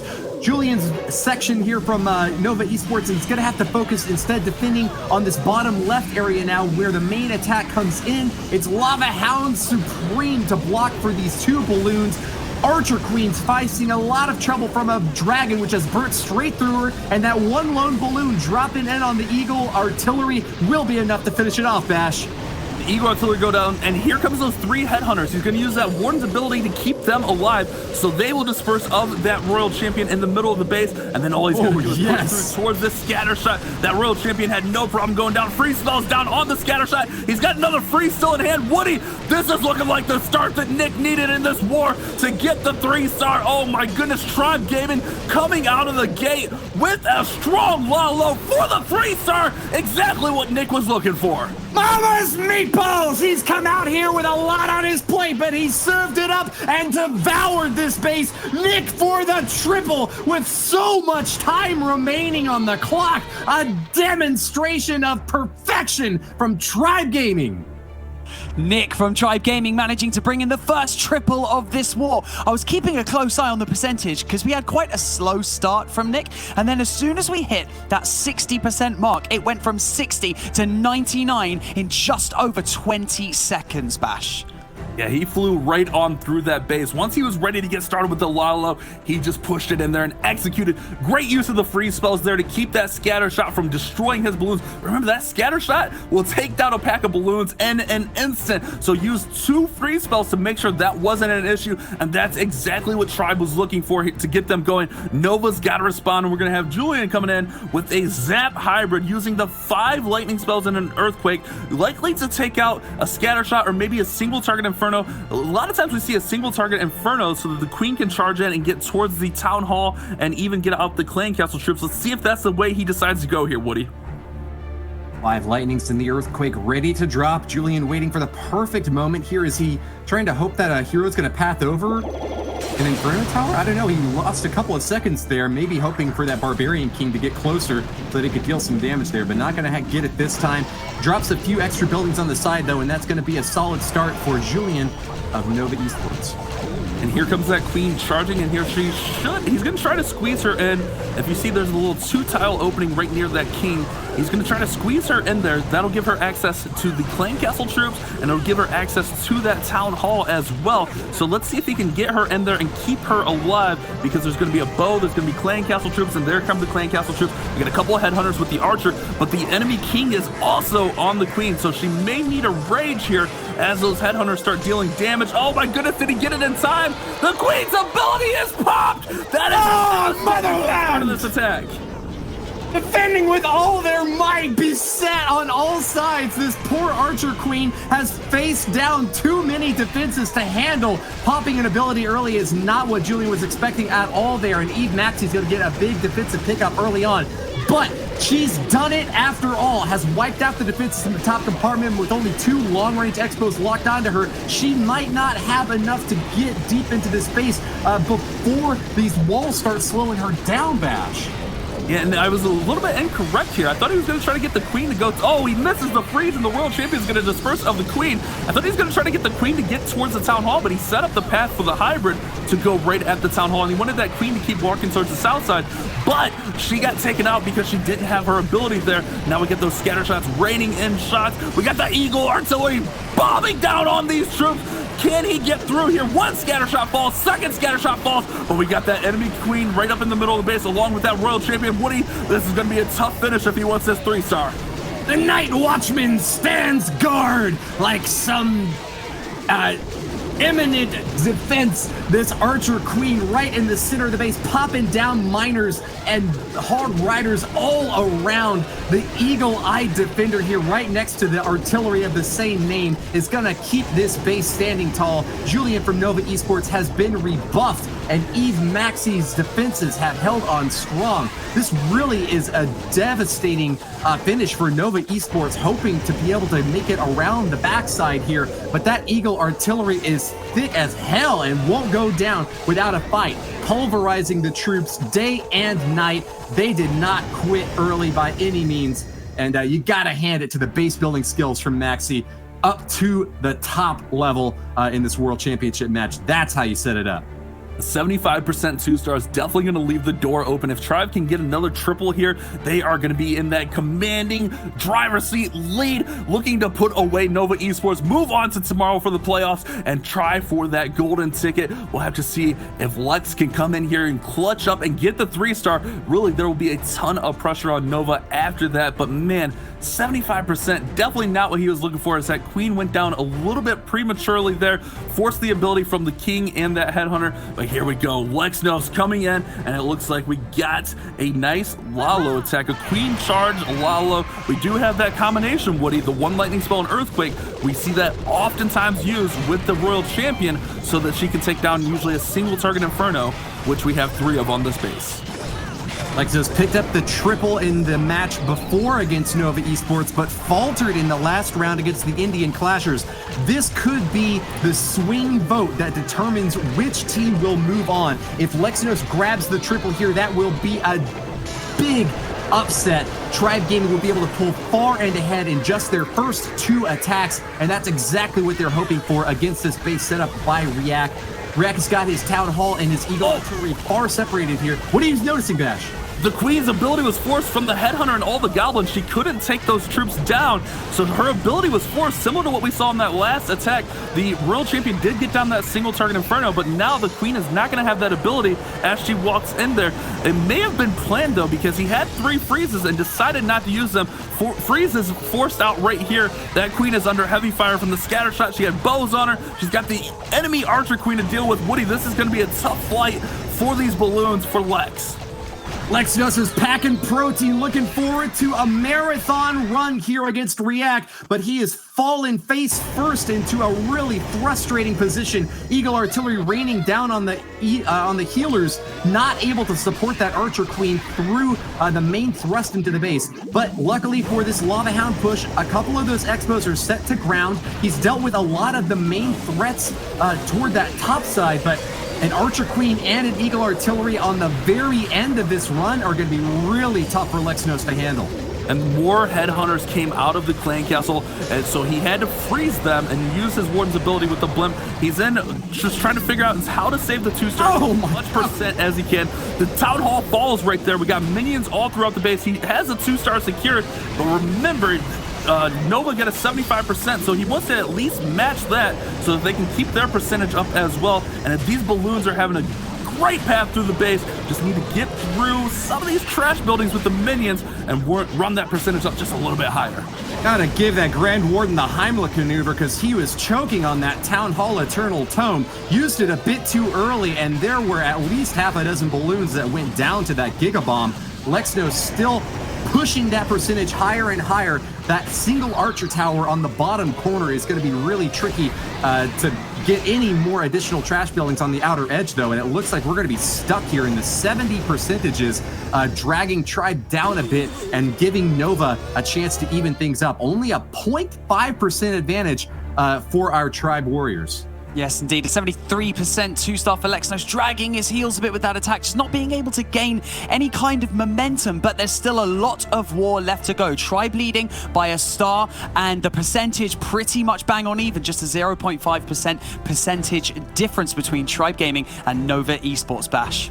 That's right. This is a very close war, but remember, Nova's got a triple. The stars are the most deciding factor. If Nova cannot get a 3-star on the board and Tribe can 2-star out, they'll win just on stars alone. But with the percentage, you want to make sure you're keeping that close, as we have Cuevos coming in, looking to get that answer, looking to get that first 3-star. We have the lightning spells coming in on the scatter shot and the bow, and the quake to finish them off. And it looks like we have another hybrid attack here. Seems like this is one of the favorite armies of a lot of these teams. We're seeing a lot of hybrid attacks here today in day 2, and here comes that queen charge. She should be able to get in towards the town hall. I don't know if he's going to try to squeeze her into that compartment and get the town hall and the clan castle. I think that's exactly what's going on here, Woody. Remember, Tribe Gaming was ahead of Indian Clashers in their previous match in the group stage. This is starting to play out to the same scenario here. If Nova Esports gets the turnaround in this crucial midway battle, that could really turn the tide and stem Tribe Gaming's charge toward the top. It's got to be Cuevas to get the job done, though, because anyone after him would really be working in an uphill battle. Potentially multiple star deficits to Tribe Gaming, who are already also ahead on percentage. Eagle Artillery raining down on this Barbarian King, doing his best to stab through. But the Royal Champion hopped over the wall, or excuse me, that's an Archer Queen that hopped over the wall, and with the Iron Fist ability, that Barbarian King has taken her down, punching her straight back to the depths of hell. Cuevas has got a big offensive boon from that hit, and hoping that his Hogs and Miners can come in soon. He's already 1 minute and 20 seconds into the attack and hasn't deployed his main force yet. And what he did here was he recognized that the queen was not going to go into that town hall compartment, and he needs to get this town hall down with the queen. So use that king to make sure she gets forced in there, uses her ability to get the town hall down, and here comes the hybrid. He should be okay on time as long as he gets everything moving through, which we have the hybrid force in right here. But we got that scatter shot, the eagle, and the Royal Champion all clustered together, along with a few storages right in the middle of this base. We got 2 elixir storages and that clan castle, which can hold these miners up, and the miners are distracted by the king. Can he get through here? We got a lot of spell support left with 1 more heals. I guess it's not a lot, but it's enough. Healing through. Can we get these heroes down and finish this base off, Woody? It's going to be a close finish. The healers do no harm, but burnt up by the Giga Bomb, they'll do no healing now either. It's just that last heal spell Cuevas used on the final stretch of this base to try to get through. Still facing off a Bomb Tower, Wizard Tower, and Mortar. That's a lot of splash damage that these Hogs and Miners don't want to have to go up against. They need to eliminate the Seagull Target Inferno in the top compartment here and now, or those Royal Champion and Grand Warden are going to be in a lot of trouble. They get the job done though. Just a few more Miners left. The toss from the Royal Champion shield. That's it. There's no more buildings inside the main compartments. It's a race to the finish. 23 seconds left, and I think he's got it. Nova Esports for the triple to tie this up. Dialing up just what the doctor needed there with that awesome Queen Charge hybrid. Great recognition on that to get that Queen in there to take out the Town Hall. Great use of the Kings to get so much value and push that Queen in there, and a strong finish right through there, using those heal spells to keep those troops alive. That's exactly what Nova needed. Tribe needs to respond here with the 3-star of their own, but we're pretty much neck and neck after 2 and 3 attacks here. We're gonna have to see what Eve Maxi can do. Can he get a 3-star for Tribe? Check this Queen out. Uses the ability early. He doesn't want those Hogs going over there and getting hit by the Inferno Beams or that Giga Bomb, so uses that Queen's ability early to make sure that Town Hall falls swiftly.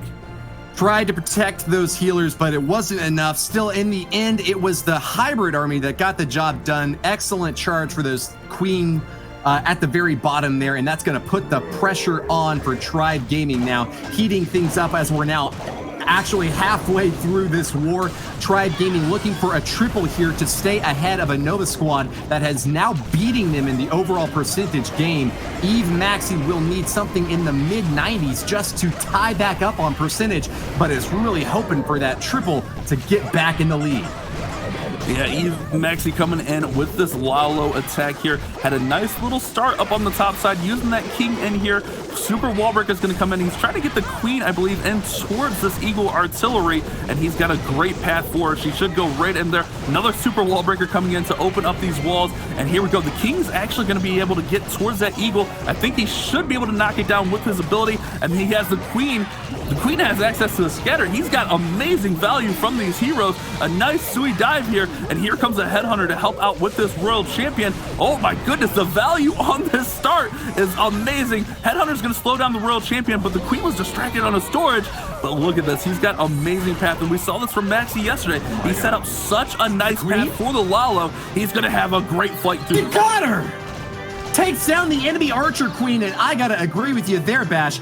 You know, I can really respect a beautiful Queen charge with healers that make it all the way to the end of the raid, but even more impressive is getting the job done without the healers and saving that army camp space for an even bigger hit at the end. Just a few minions spread out along the top side provide some additional funneling and cleanup behind these Lava Hounds and Balloons. He's supporting the main thrust of the raid now with a Stone Slammer at that 8 o'clock position, focusing fire down on that scatter shot and keeping the damage off of his balloons, protecting his damage dealers and staying high and dry above this raid. He's seeing a couple more troops coming out of that clan castle, and he's got to be careful. That Inferno Dragon can heat up a lot of damage against heroes. That's why you want to keep them balloons out in front to protect.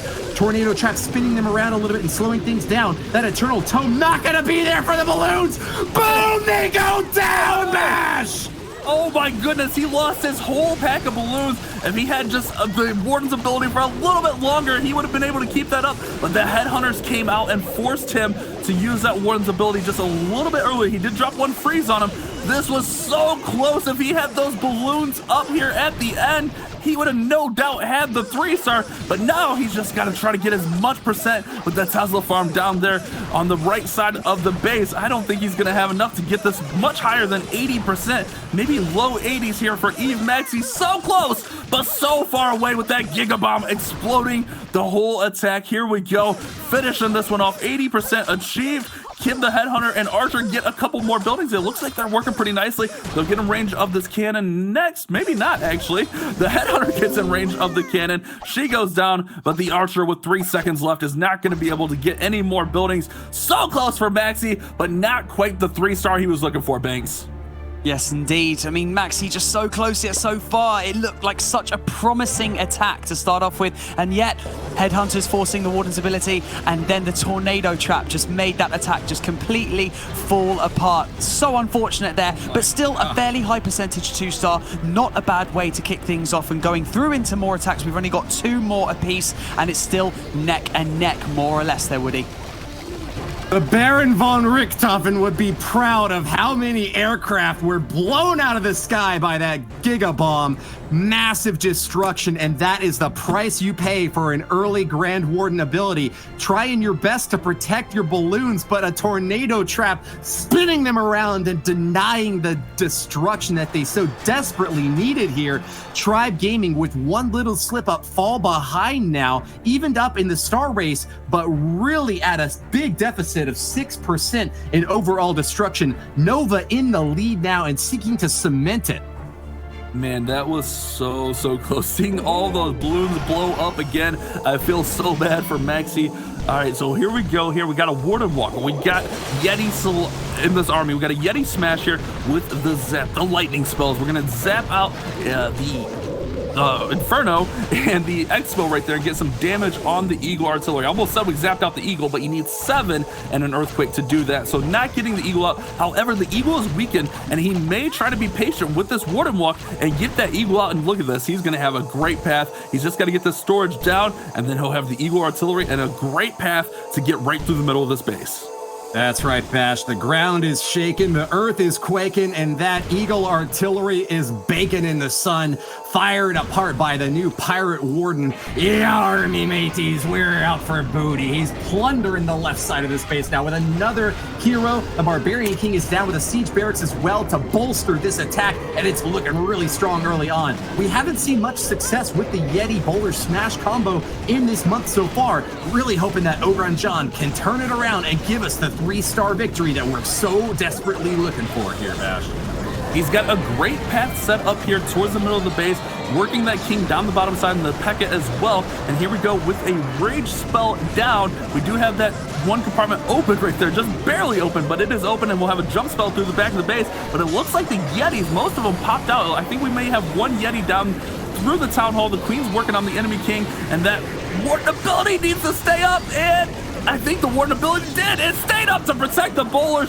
So he still has his bowlers to accompany this Yeti and the Queen through the middle of the base, and he has that World Champion still yet to come as well. We got the scatter shot on the back end. The Queen's gonna fight off this World Champion, and she doesn't have to use her ability yet. Here comes that ability on the Expo. Can she get through here? Can this finish off? World Champion's in down there in the 6 o'clock position. Woody, he's got a shot to triple this base. Just like cracking open Pandora's box, we can't close it once it's done. Ogron John has charged through, and with a great timing on the Grand Warden, he's finally found that secret sauce to make it to the backside here. This Yeti Smash is still going strong, but without much tanking out in front. A couple of Witches might be the surprise finishing hit here, the saving grace of a raid that's falling behind with only 34 seconds left and holding on to his last headhunter. There she goes, deployed. This is going to be a race to the finish, dashing to the final line. Can he pass it in 25 seconds? 3%, 94% Bash. This is so close.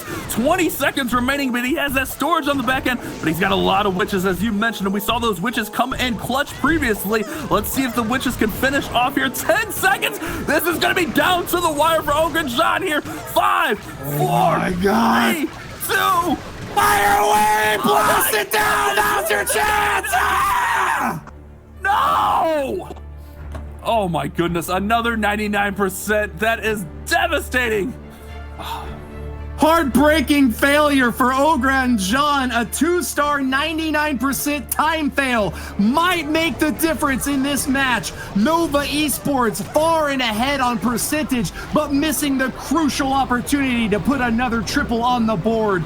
Time was not on your side, Ogron John, and the defenses for Eve Check hold on by a sliver of hit points. Man, that was so close. I was looking to see if we could have those Wizards finish it off, but they weren't able to get through. Tribe Gaming, the door is still open. They can get a 3-star here and take that lead. And who are you going to send up to the plate next but none other than Evechek, the most clutch player for Tribe. He has not missed a 3-star in both of these qualifier appearances. One of the strongest attackers. Let's see if he can get through here. And it looks like he's got a Yeti smash of his own with those lightning spells, Woody. Oh boy, great carve out with those lightning and earthquake spells. That right side compartment took a big hit, and there's a lot of easy pickings on that corner now. Evechek is going to use Hero Supreme Sandwich here on the right corner to knock a few more down, maybe even be able to reach that enemy Archer Queen. That would be a great find for him. He's brought another one of these Yeti Smash combos with a jump spell, with so many spread out walls here and large compartments on this base built by Garrix. I think he's got an easy chance at hopping over the walls and making it to the very end. A multi-target Inferno could be trouble for him, but here we go with the main charge onto the Town Hall, Bash. And that Town Hall was accessible because there was an opening right there down at the bottom walls. Great recognition to see that. Clan Castle troops are down. He's got the jump to the back end of the base. Here we go. That Inferno Dragon just goes down there. Sorry, I thought it went down previously. We got Hogs coming out of that Siege Barracks. He needs to get to that multi, to that scatter, and to the Eagle Artillery as soon as possible. This one has got a shot. Oh my goodness, this is going to be such an intense finish. I think he's got a nice push through the back end here. He's out of spells, but he's got that Queen's ability. She's on the multi-target Inferno. She's gonna hop over. She's gonna get to the Eagle Artillery. Woody, this is looking really strong for Evechek. Stultifying stopping force with a Tesla farm popping out the top, but there is a lot of lasting power to these witches on the bottom left side corner. Even though Evechek's army has spread out, he still has one lone Yeti willing to do the dirty work and go for that Dark Elixir drill over there. That might be enough to give him the pathing advantage he needs to finish off this war with a strong strike. Evechek knows how desperately Tribe Gaming needs this triple, and he will not disappoint. The master of disaster, the guy with the plan to end all bases. He's executed it perfectly and will find the triple that they need. The feet to the fire. They are finally pulling him out and putting him in a nice cold bath, cooling things off with a beautiful 3-star. An absolutely solid attack there by Evechek, not a doubt. Loads of troops at the back end there, ready to just absolutely blitz their way through that defense. Great triple there for Tribe Gaming. And so they are now back in the driver's seat with 1 star ahead, and they're nudging up that percentage difference, which is great. But I think they just need to maintain that 1-star advantage, because the percentage difference, it could be out of reach if Nova managed to come back with the triple here, Bash. I agree, and this Yeti, I was worried this Yeti stole the healers from the Queen here, but it actually came in clutch as that Yeti tanked the Expo through the whole back end of this base. Evechek, flawless execution, keeping his streak alive. Nova has to triple here, no question about it. They have to get a 3-star here, put that pressure back on Tribe, because I believe Tribe won't really be able to win on percent if they get the 3-star here, Woody. So if you're Nova, you got to pull it all out. You got to go for it. You got to risk it for the biscuit, because remember, the loser of this matchup goes home. Winner goes off to the playoffs tomorrow. You're right about that, Bash. Fans of both of these squads are excited for the continuation of this match. Gotta say thanks for sending some good vibes my way with the t-shirts. Really appreciate the hookup on the wardrobe there. Let's get into the last 2 rounds here as Bash, we watch React put the nail in the coffin for Tribe Gaming, or find the last chance at a comeback and miss it entirely. That's going to be the story after 3 more minutes of terrifying fighting. React going to be bringing in an interestingly heavy balloon push here for these Lava Hounds. No healers to back up a charge at all. It's just going to be Sui diving in at the top to try to knock apart some key defenses. Notably, 2 air defenses could be within range for the snipe here, Bash. Yeah, he already used his lightning spells and earthquake down on the bottom side of the base. React had an 89% 2-star in their first matchup yesterday against Tribe Gaming, but then in that second matchup against Silent Snipers, he came in clutch and got the 3-star. So he's going to look to keep that momentum up and get a 3-star here with this low push through the base. Here comes the Queen, but the Queen, I think he wanted the Queen to go towards the Town Hall here, but she goes around to the right side, so he's going to have to pretty much send his Lalo or maybe even just the Stone Slammer at the Town Hall here to secure it. We'll have to see how that plays out. The Queen's going to have to force her ability here as this King is stepping up. Oh no, there goes the ability. She pops the ability to get through the King, but that single target Inferno is going to be right there behind. This is going to be a tough path here for React.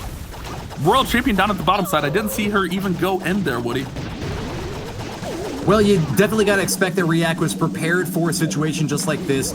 On the plus side for him, though, he's been able to knock out those 2 air defenses up on the top side, and it looks like it's just that last one down there on the bottom corner that he's going to have to worry about. That one Lava Hound to soak the damage from that, and then he's going to have another bonus Lava Hound. A lot of times you only see the number of Lava Hounds equaling the number of remaining air defenses, but thanks to that great Spell Strike and the Hero Dive early on, React has got his sights set for 3 stars. He made a really risky play here attacking from the opposite corner, but it's going to be wiping through the back lane as well with that Stone Slammer going straight for the Town Hall. Eternal Tome to protect the balloons as they're getting torn apart by Inferno damage, but they might yet just hold on. A CC Lava Hound will be counterfeited, getting no value for Itsu at all, and React has finally taken down the Town Hall, but can 3 stars still come about? He's got a Lava Hound, and when it pops, that's going to be a lot of pups to help him out.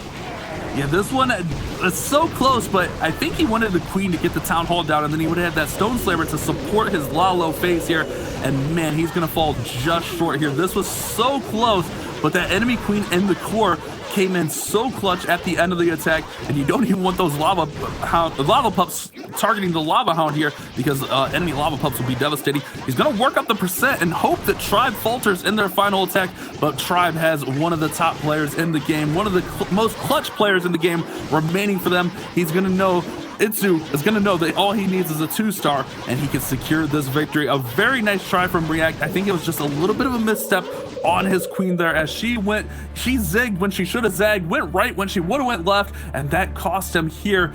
Oh man, the door is open. Tribe can answer. Can they get this and move on to tomorrow?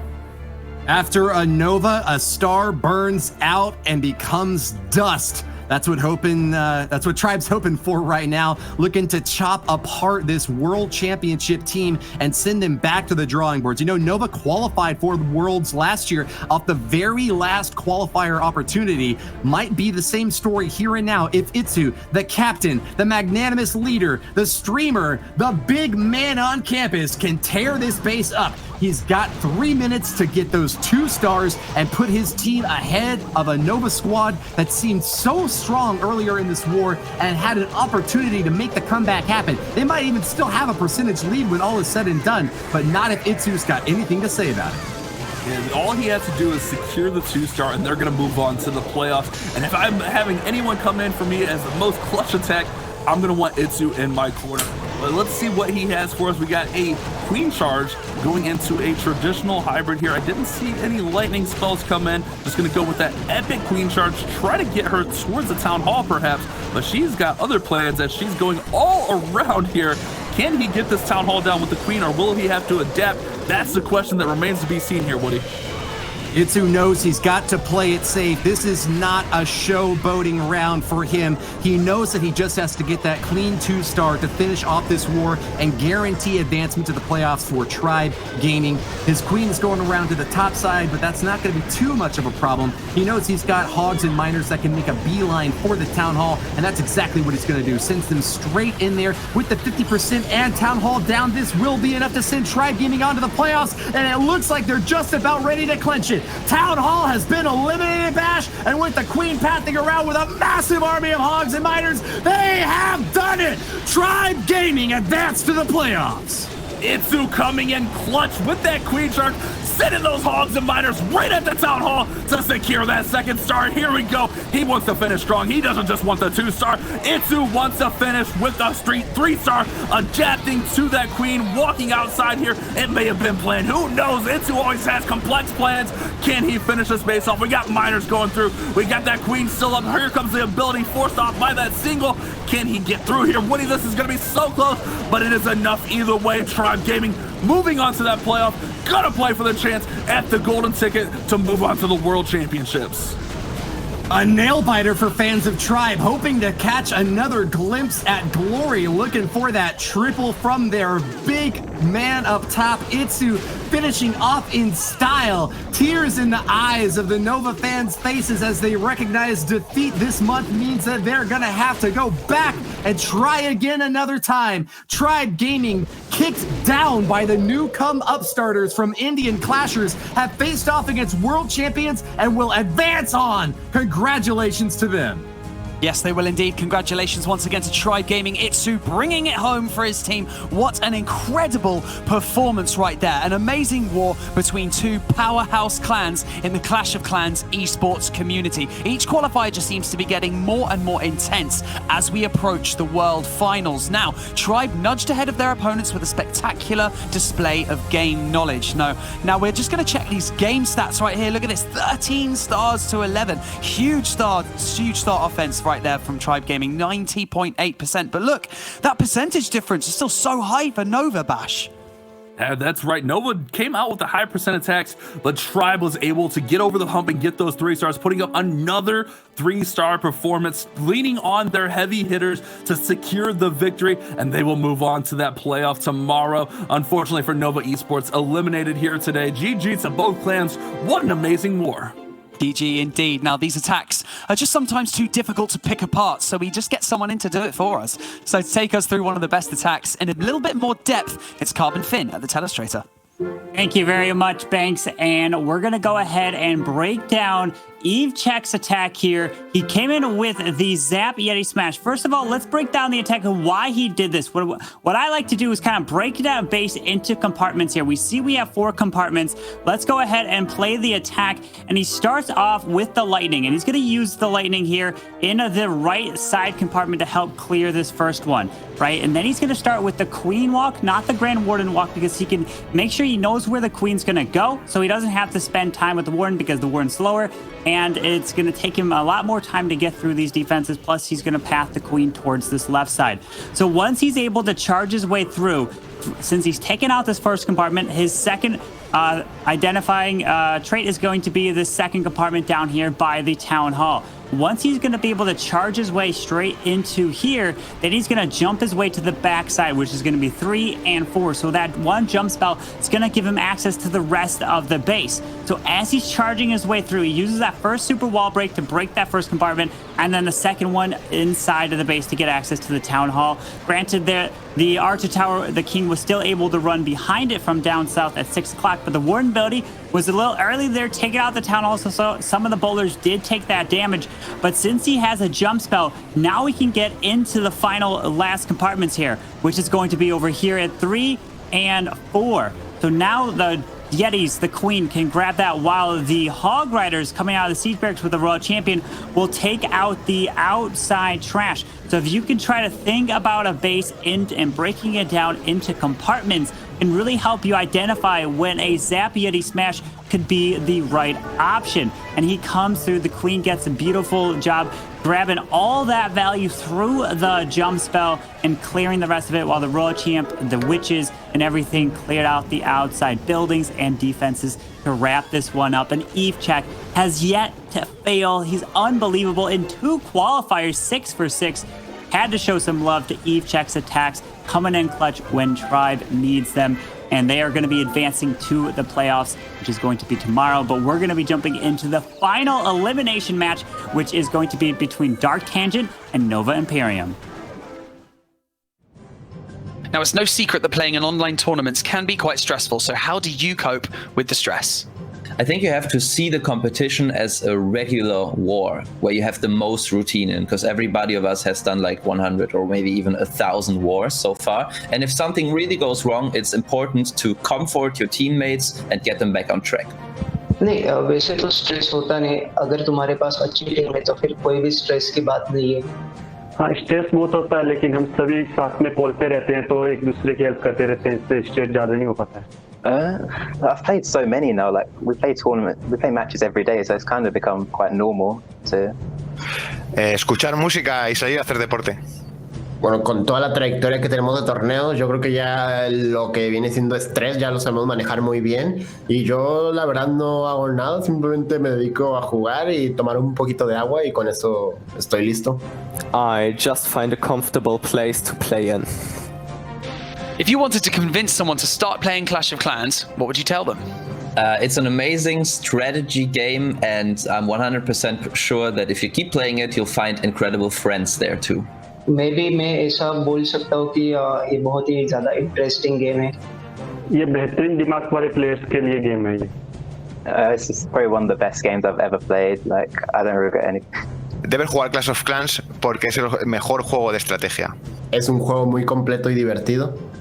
Clash of Clans is a great strategy game to play with your friends. It's the most diverse and interesting mobile game I've ever played in my life. Thank you so much, Carbon, for breaking down that attack. Now, it's now time for our last two clans to compete for their spot in Sunday's playoffs. But make no mistake, their journey will not end there. Now, joining us back at the desk is a caster and an expert analyst in the Clash community. Our favorite martial arts mammal, it's Judo Sloth. Judo, I think we need to build some tension here because we have some of the best players in the world that are going to compete. And in the lower bracket, surely this is when the main stage experience comes into play. It really is, Banks. This is where it means everything. We have just seen Nova Esports go home. Are Nova Imperium going to join them, or will it be Dark Tangent? Who knows? They have already battled. It was super close. I can't wait to get into it. And Woody, use your words to weave us some wisdom for these warriors. Well, we already know that Clash of Clans is a really easy game to get into, but almost impossible to master. On top of that crazy level of skill necessary to make it to this level, we also have the added layer of the revenge element here for Nova Imperium. Having dropped to Dark Tangent on Friday in the group stage, they now have a chance to come back. These two teams were neck and neck at an 11-11 scoreline, and it was just that little percentage advantage from Dark Tangent at 91% destruction that took them over Nova Imperium yesterday at 85%. Nova Imperium had their say in a comeback match, though, against Nolex and got 12 stars and a 95.6% average destruction. If they can keep that pace, they will almost certainly get that revenge that they've been seeking.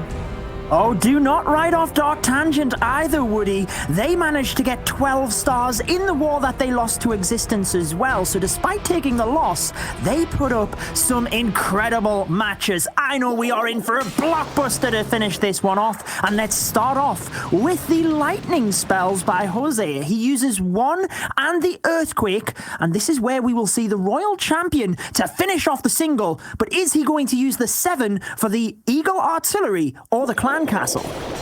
Fans of Nova Esports were decimated by the loss of the flagship clan in the A group, but now in Group B, they have their hopes held high for Nova Imperium, possibly the newcomers, but holding the standard now for this great and long-established team. Jose will be the first attacker here to set the pace for this matchup with no healers to back up the queen. She's going to be charging straight in, dealing maximum damage, getting in and getting out, just like Ocean's 8. Yes, but the difficulty here for Nova is a Tesla farm popped, which he wasn't expecting, and it's meant that the Ice Golem didn't provide as much tanking. The Queen activates the Town Hall, but the Royal Champion, in combination with the King, is going to have to finish it off. He does manage to get it down, but a little bit of a nervous start there. That definitely could have gone the wrong way, Woody. It sure could have, but wow, with just one last little stab, that King is party rocking his way to the bottom right compartment now, backing up those loons and taking a little bit more damage from those Expos as well, but chopping apart a Royal Champion, he is getting Mondo value. The King is holding on to his crown and pulverizing these defenses, supporting the rest of this charge as now a Stone Slammer swoops on in. The last Lava Hound deployed and a few more support balloons along the bottom edge there.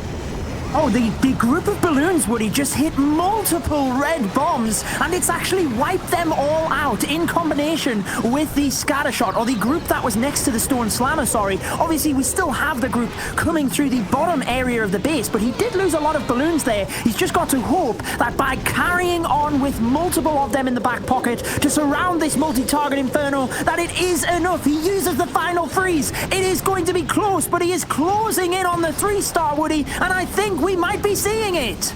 By Jove, I think he's got it! Or should I say by Jose? Jose from Nova Imperium is getting that triple with only one tiny archer tower plucking away, but a lava hound still left in this army. A huge, overwhelming demonstration of air superiority by Jose of Nova Imperium. The triple claimed early on, really scaring Dark Tangent and leaving Professor's base with much to be desired. 19 seconds left for the final cleanup, and the last bomb is dropped. There it goes. Exactly what Nova Imperium needed to set the tone in this matchup. They do not want to be sent packing like Nova Esports. They want to move on forward and gain their revenge against Dark Tangent. And what I really like about that attack, Woody, is the patience that he had in order to save the balloons around so they weren't as susceptible to the splash damage. But let's find out if Dark Tangent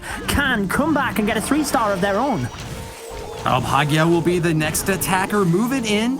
He was able to help out his team advance in the previous rounds, and yet where was the 3-star? He got a 2-star, 99% razor-thin loss against Existence, and that might have been actually what dragged the team down. So he's looking for redemption here with this Yeti Witch Bowler army, 2 jump spells to go the distance in a base that's very well spread out.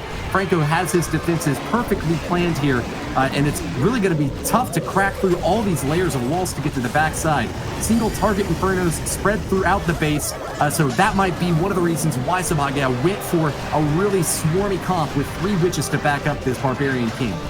Yes, just to drive the rest of the troops into the center. I do recognize an early Grand Warden ability there, Woody, which can pay off if you can manage to protect enough of the troops through and the healers, which he certainly did. Now, the Yetis jump right into the back end of the base. He still has all of the hero abilities, remember, but that single target Inferno on the Grand Warden is devastating. He didn't use the freeze. The Grand Warden goes down, and I can't help but think that things will go south from here.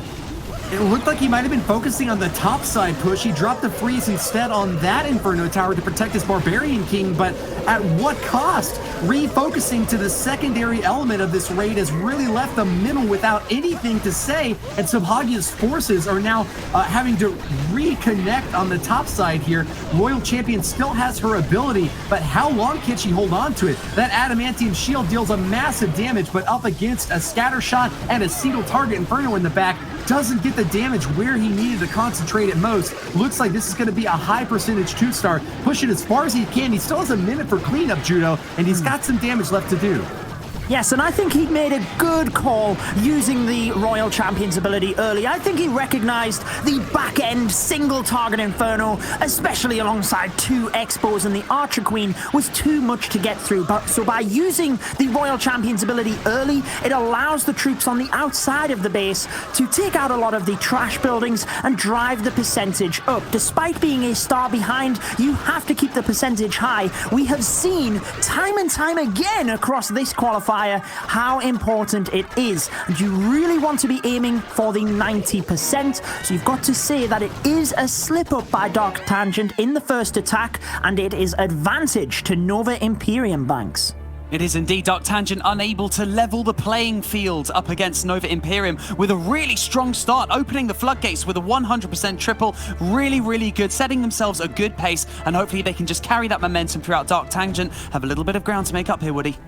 Yeah, you pay for those slip-ups with your life, and in the lower bracket, you have no lives left, Banks. We're going to be moving into the second round here now with a big advantage for Nova Imperium, both on stars and an impressive walloping showing on percentage as well at that 100%. Tomas 95 is a perfect clasher with 6 stars to his name off the 2 attacks he's done so far. That is exactly what Nova Imperium needs right now to put a third up on the board.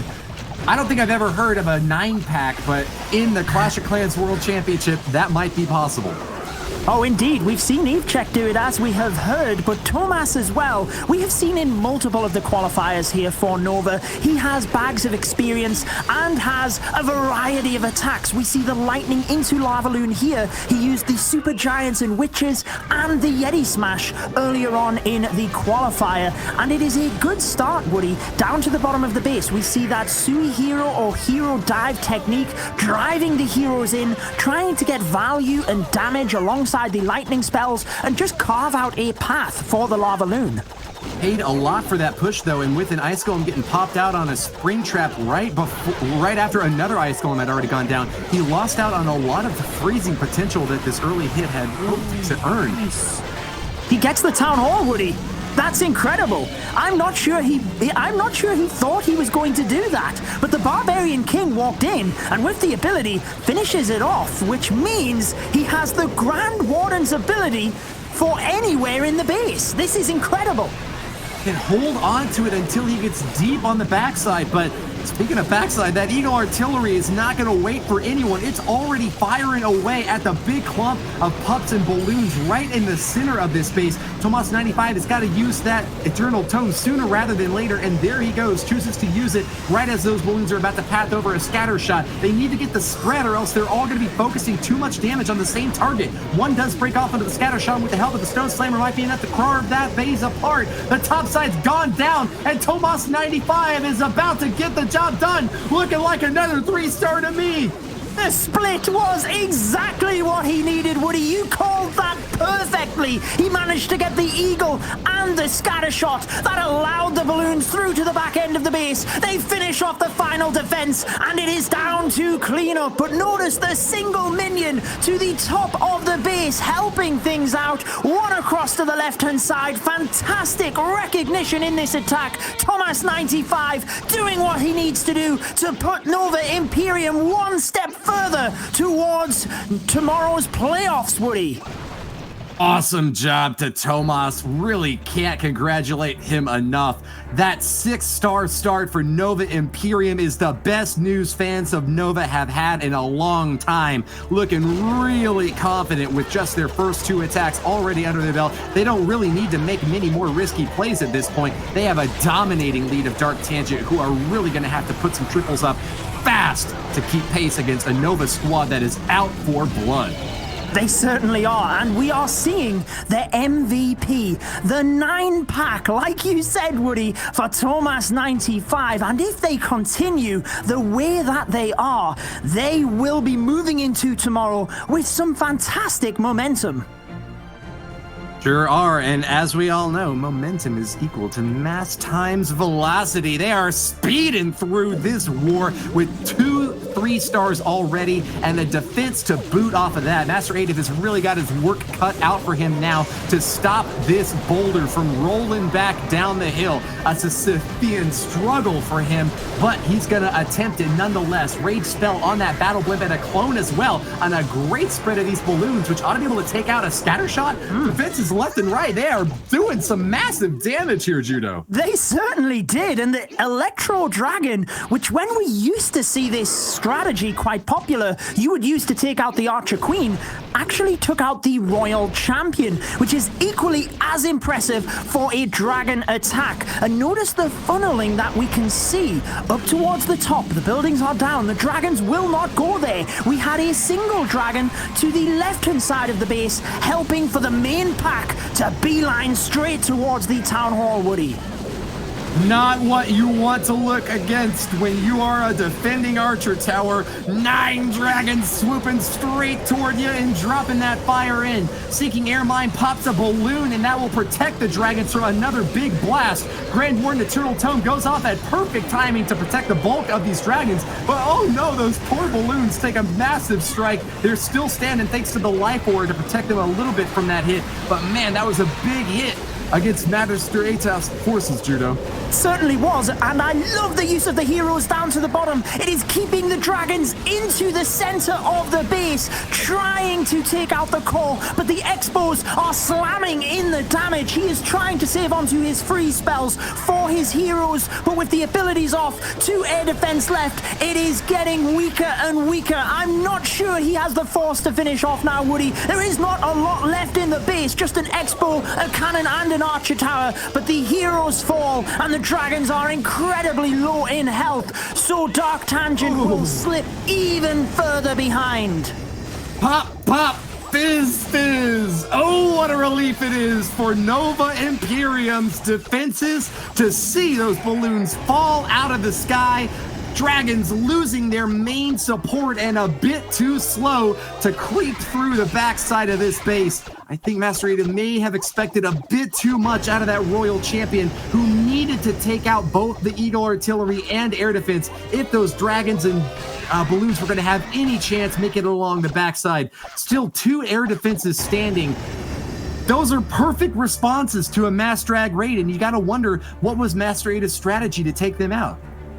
Well, yes, Master Atif unable to secure that triple. A tough pill to swallow for Dark Tangent at the moment because they're just unable to put that first triple on the board. And Nova Imperium are just running away with this war, but there are still plenty of attacks left to go. Still 3 apiece, but it just appears that Nova Imperium are running away with this, Judo. Well, that's what it looks like at the moment. Dark Tangent, though, was super impressive against Existence. We know that that war could have gone either way, so we know they also have the talent to put up multiple 3 stars, but at this point, they really have to try and get all 3 of their attacks as 3 stars, and they need to hope, Woody, that they can hold Nova Imperium off here. Look, Master Atif was one of the players who got a triple for Dark Tangent. The only other guy who ever has was Piyush. The fact that he's still in waiting means that Dark Tangent have got a hope, but they need a dream bigger than that. Another player to put a triple up on the board, and with Franco bearing down on the next base, they could close it out. A triple by Nova Imperium would give them 9 against Dark Tangent's 4 off their first 2, and really set them so far behind, I don't think they'd be able to come back. Nova Imperium expanding their borders and seeking domination in this Elim round. The drag bat is an attack strategy we have seen multiple times in this qualifier, but this is the first time we have seen Nova Imperium use it. So let's see if they get the success that we have seen other clans. We have that nice funnel set up for the dragons to go straight to the town hall, exactly what we like to see. And I notice as well that he has 3 free spells alongside the bats, so he doesn't have a lot for the dragons here. He's got to hope when they get to the center of the base, they really start tearing things up, Woody. I miss those mass Electro Dragon attacks. With bases this clustered up, I wonder what was the decision-making from Franco to go for the fire-breathing dragons instead.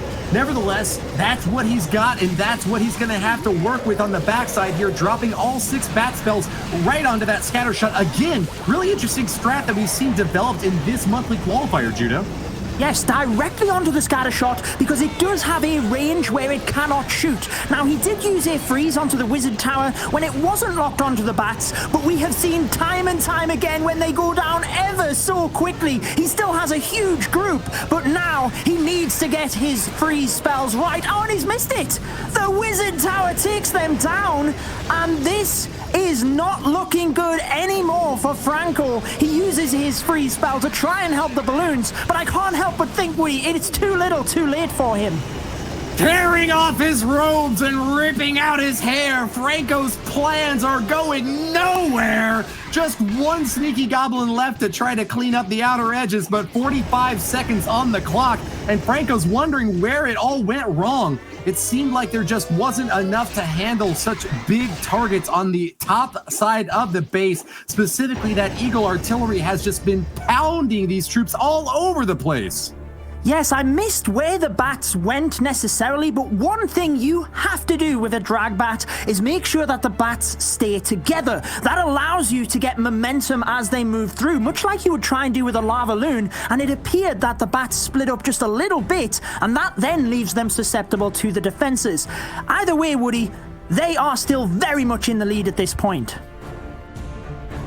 Well said, Judo. A 3-star from the first 2 attacks gets you a really comfortable lead. And Nova Imperium, sitting at a 92.7% destruction average, are still above where Dark Tangent were able to get in both of their 2 prior wars at 91% and 84.2% respectively. They are really going to have to struggle their way through these final 3 attacks. But if there's anyone who can do it, Dark Tangent's Piyush might be the guy. With 2 3-stars back-to-back in their first 2 wars, if anyone's going to get the comeback to happen, this is when it will start. Keep your eyes peeled, fans of Dark Tangent. We know that these Indian clans are able to make it to the top, having already advanced to the playoffs in Group A. Do they have the lasting power to run this marathon to the top against a Nova Imperium squad? The final hopes for this huge franchise. Oh, the super wall breaker didn't quite get the area into the scatter shot. Now, I think Piyush was one of the attackers which got the 99% time fail. I know how close it was. No. He's 3-starred both his hits. Okay. Well, the Queen charge comes in towards the Town Hall, takes out the Town Hall, and with the scatter shot locking onto her, he needs to hope that the Lava Hound gets taken out here to support the hybrid moving through. Well, he's got his hopes still falling short.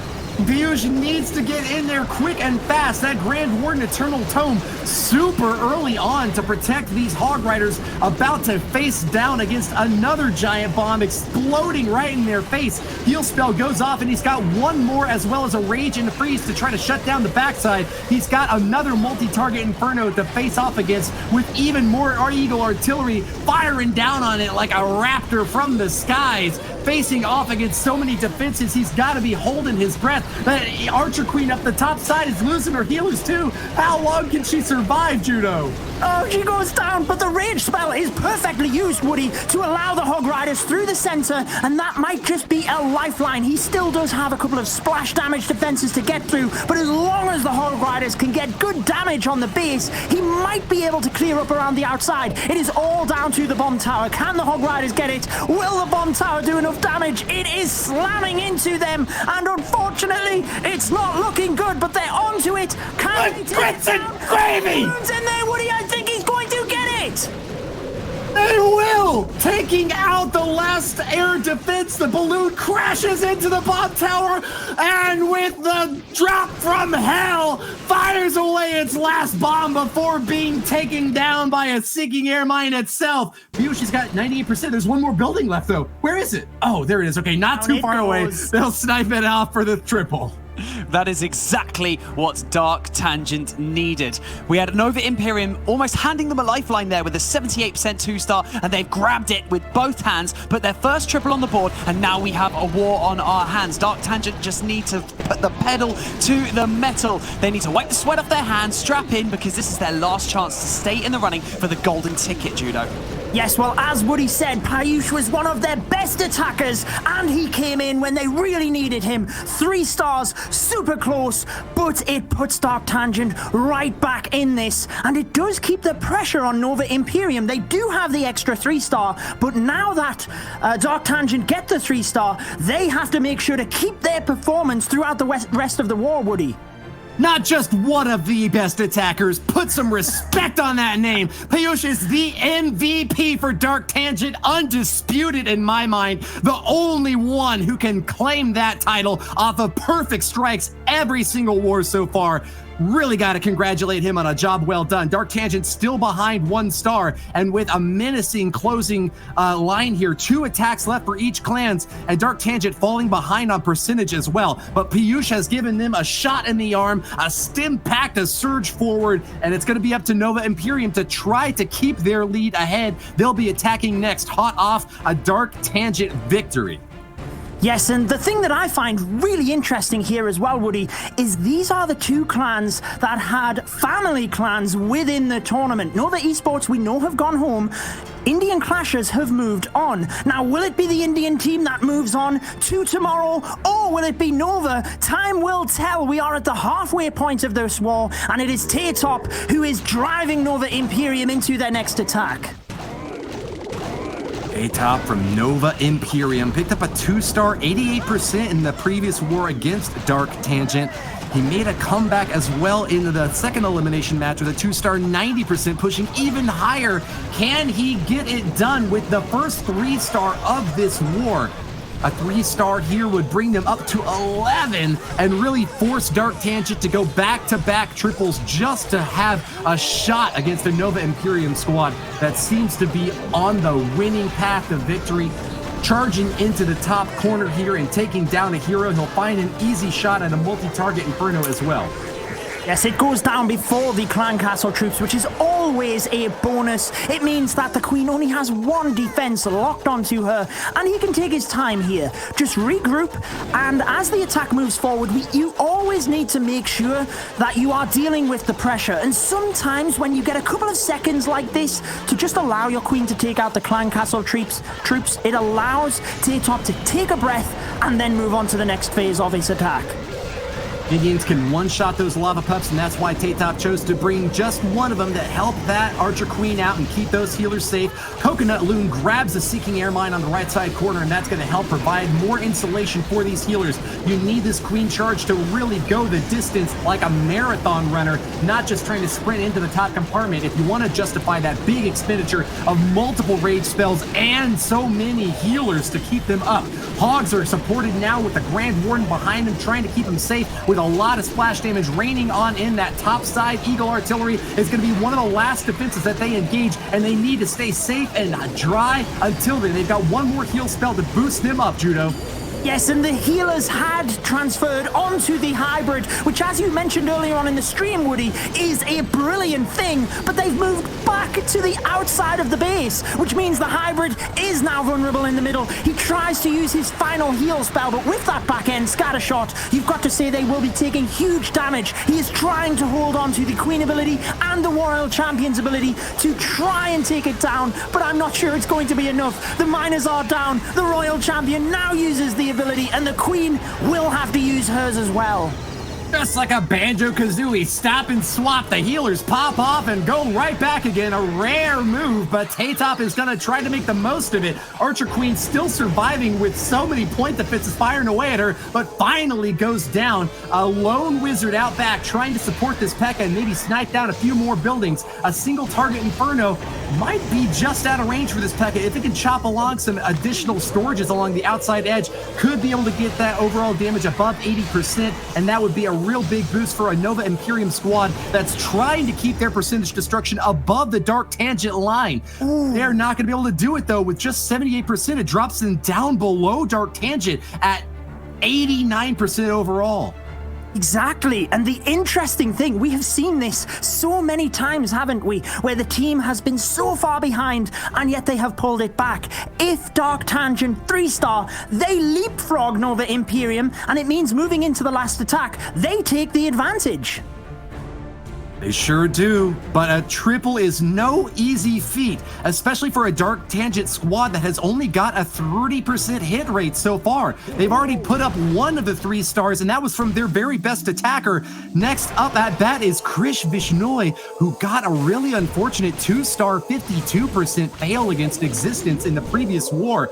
He has got his work cut out for him against this base set up by Ruben X, but in his favor, I gotta say, it's relatively compacted. There's very little on the right and bottom corners. Instead, a lot of long walls separating his buildings out on the interior, but that might just be the perfect opportunity for Super Witches to make their presence known. They summon big boys and really go a long way against these bases that have got multi-target Infernos set up. Let's see if he's got it in him. What do you think, Judo? Well, I recall what Carbon broke down for us in yesterday's stream, and noticed that the walls for the outside of the base can easily be broken with wall breakers, and then they move straight into the first compartment. This allows the single jump spell to get the Super Witches right into the center of the base to tank everything. So he is trying to take advantage of that, and so far, Woody, it looks pretty good. They're moving directly through the middle of the base. Holy guacamole! And with those big boys soaking the damage from the scatter shots, the big troops out back are staying safe. Need to freeze that multi-target Inferno as early as possible to keep the healers and the Super Witches high and dry. They're going to be able to top them back off and move on into the center of this space. Take a big chomp out of it, Judo, because they are pulling back the wrapper to get even more. Engaging now with the Town Hall. That first star has been secured, and the second one's not going to come far behind it. Eagle Artillery is eliminated as the Hogs start roaring in from the top side. The freeze spell is used perfectly to help them take down the left-hand side buildings, and he was able to use the Grand Warden's ability early because the Giga Bomb does nearly no damage to such a high hit point troop. They continue through the base with 1 minute left, and the Royal Champion trying to finish things off. He just has to get to the final defenses, Woody, but they are tanked, and the Royal Champion is closing in on the 3 stars. The Hex Girls threaten to put a spell on you, but these 2 witches are all that's left. The Super Witches on the middle and right side burnt apart by an Inferno Tower, and Krish Vishnoi has got only a little bit of his force left to make this final push toward the end. Teslas are zapping away at the big boy. Wizard Tower locked on. Can they keep those big tanks heavy out in front and safe through the last line? We're running close on time as well. 30 seconds left, Judo. Time is going to be the factor here. The baby dragon is doing a phenomenal job down to the bottom of the base, as is the wizard on the left-hand side. It's getting super close, Woody. I think he could get it, though, as the baby dragon moves through. The wizard does incredible damage. 99. Here we go. No time fail this time, boys. Dark Tangent comes on in with the 3 stars. Incredible banks. All the way down to the wire. Dark Tangent have done exactly what they needed to do by putting another triple on the board, pushing them ahead in percentage. It is all down to these last 2 attacks in the war. This is exactly what we've come to expect at this stage in the competition and this late in the wars. It is now or never. It is time to pull out all the stops. Otherwise, you are not making it into tomorrow's playoff bracket, Woody. Critical vindication for Krish Vishnoi. Excellent job with Super Witches, one of the best hits we've seen all day today, and an opportunity for Dark Tangent to surge forward against a Nova Imperium squad that seemed unbeatable with 2 back-to-back 3-star strikes. You know that nothing is written off. Do not give up until the war has finished. You have to give it everything you have. That is exactly what Dark Tangent have done, and they put themselves in the driving seat towards the last attack. But anybody can still get this. We know how much they both want it. The winner progresses, and the loser will go home, Woody. Ruben X from Nova Imperium, the last man to make the stand for his squad. A 3-star from Dark Tangent would be enough to get the win, and that is what is forefront in Ruben's mind right now. He wants to put up a triple of his own to really force Dark Tangent to get that big hit heavy in on their last strike. He's hoping beyond hope that he can get the job done with a minor Hog hybrid army moving into that bottom right compartment. He rips it apart and gets the CC pull, Judo. He does, but the Archer Queen's ability has been used. He used the freeze spell as well on the headhunters, so a little bit of a mistake there. He could have used the freeze a little bit earlier in order to protect the ability. Now, will that be crucial moving through? It is not the end of the attack. He could certainly still get the 3 stars here, but without that ability, it is so much more difficult, Woody. The Queen moves through. He does manage to get a black bomb with the Coconut Loon, so all is well as she charges on to the Town Hall. I think it might play out to his advantage as long as he's able to support this Archer Queen charge with some additional troops over on the left corner. Otherwise, she's going to run into too many defenses and will get taken down without that ability to bolster her back up. That could be a tough charge. One of the healers goes down to a Seeking Air Mine, and that's just another little hit that could finish her off. But here come the Miners and Hogs right on cue. They're going to back up their Golden Girl and keep that Archer Queen firing away. He did a phenomenal job with the Super Wall Breaker, but got a little bit unfortunate because the Archer Queen is stuck when he wanted her into the center of the base just that little bit quicker to help out. But the hybrid came in, got the Town Hall down, they move on forward, and it looks pretty good here, Woody, but it's still too difficult to call either way. With the hero abilities, the final heal down, Ruben could still get this one. He's making his way downtown, but he's got a tough challenge ahead of him. Tall towers stand in his way. A triple and nothing less is what we need to keep Nova Imperium on pace to victory. Grand Warden and Archer Queen have only got one healer left, obliterated by the scatter shot, and that is it. They have got to go as far as they can without any more support. The spells are all emptied out. Rubenex has got to rely on this Royal Champion and the remaining miners to finish it off. Can she get the scatter shot down? Yes, she does! She got it down, and that will mean that the closing troops get him the 3 stars to put the pressure on Dark Tangent. Nova Imperium have done everything they can. Now it means that Dark Tangent 3-star and they win. If they don't get the 3-star, they are sent packing. From Hell's Heart, Ruben stabs at them. The white whale will be dead in their sights for as long as they can keep it there. Nova Imperium with a 13-star performance would be one of the highest scoring teams to ever get eliminated if Dark Tangent put a triple up with their 5th hit here and now. With that percentage advantage going into the final round, Professor has got all the pressure of the world on his backs right now, like Atlas carrying his entire team. Can he get them past the finish line? He has yet to 3-star in the qualifier, so if he wants it to 3-star, now is the time. Professor uses the lightning spells to take down one of these scatter shots, a crucial defense when using the mass witches, as you need to try and take the splash. Maybe he has seen that there are 3 single target infernos and wants to use the mass witches and skeletons to his advantage. It is all about funneling them into the base and onto the next scatter shot, Woody. Maximum gravitational potential as the sun heating up. A huge ray of energy bursting out from this supernova as Tomas 95's last base on defense will have to hold its own against the Professor, the 3-star striker from this Dark Tangent squad, doing his best to put his first one up in this war, and in this month he has yet to get that crucial hit. But the final nail in the coffin for Nova could be coming in right now. A Grand Warden Eternal Tome will protect the troops from the Giga Bomb, but as the CC comes streaming out, it's a dragon up top, Judo. Now the dragon goes down very easily to the witches, which is a good thing. I think he might have pressed the Grand Warden's ability a little bit too late because they took a lot of damage from the Eagle. The Archer Queen also, oh no, sorry, it was the Grand Warden went down, which is even worse, Woody. It means that his troops no longer have the HP boost from his aura, but as he moves through the base, he still has witches alive, he still has the Queen and the Royal Champion's ability.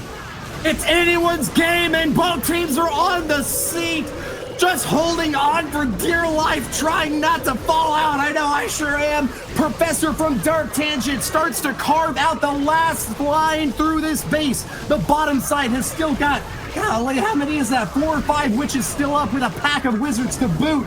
But 50 seconds left. The Royal Champion ability in tow. He might yet have this triple, Judo. He might, as long as he takes down the Wizard Tower, Woody. He still has a Super Wall Breaker, which would be able to target the wall next to the single target Inferno and drive the witches into the single. I think it looks good for Dark Tangent. They are going to be matching Indian Clashers in Championship Sunday. He drives into the single. It goes down and swarms around the 3 stars for Dark Tangent, taking the victory, Banks. That was an incredible finish to an absolutely outstanding war. That is exactly what we've come to expect from teams of this caliber at this level of Clash of Clans. Dark Tangent take the victory. India are taking over this Championship Sunday in the 4th live qualifier. A brilliant performance from both clans.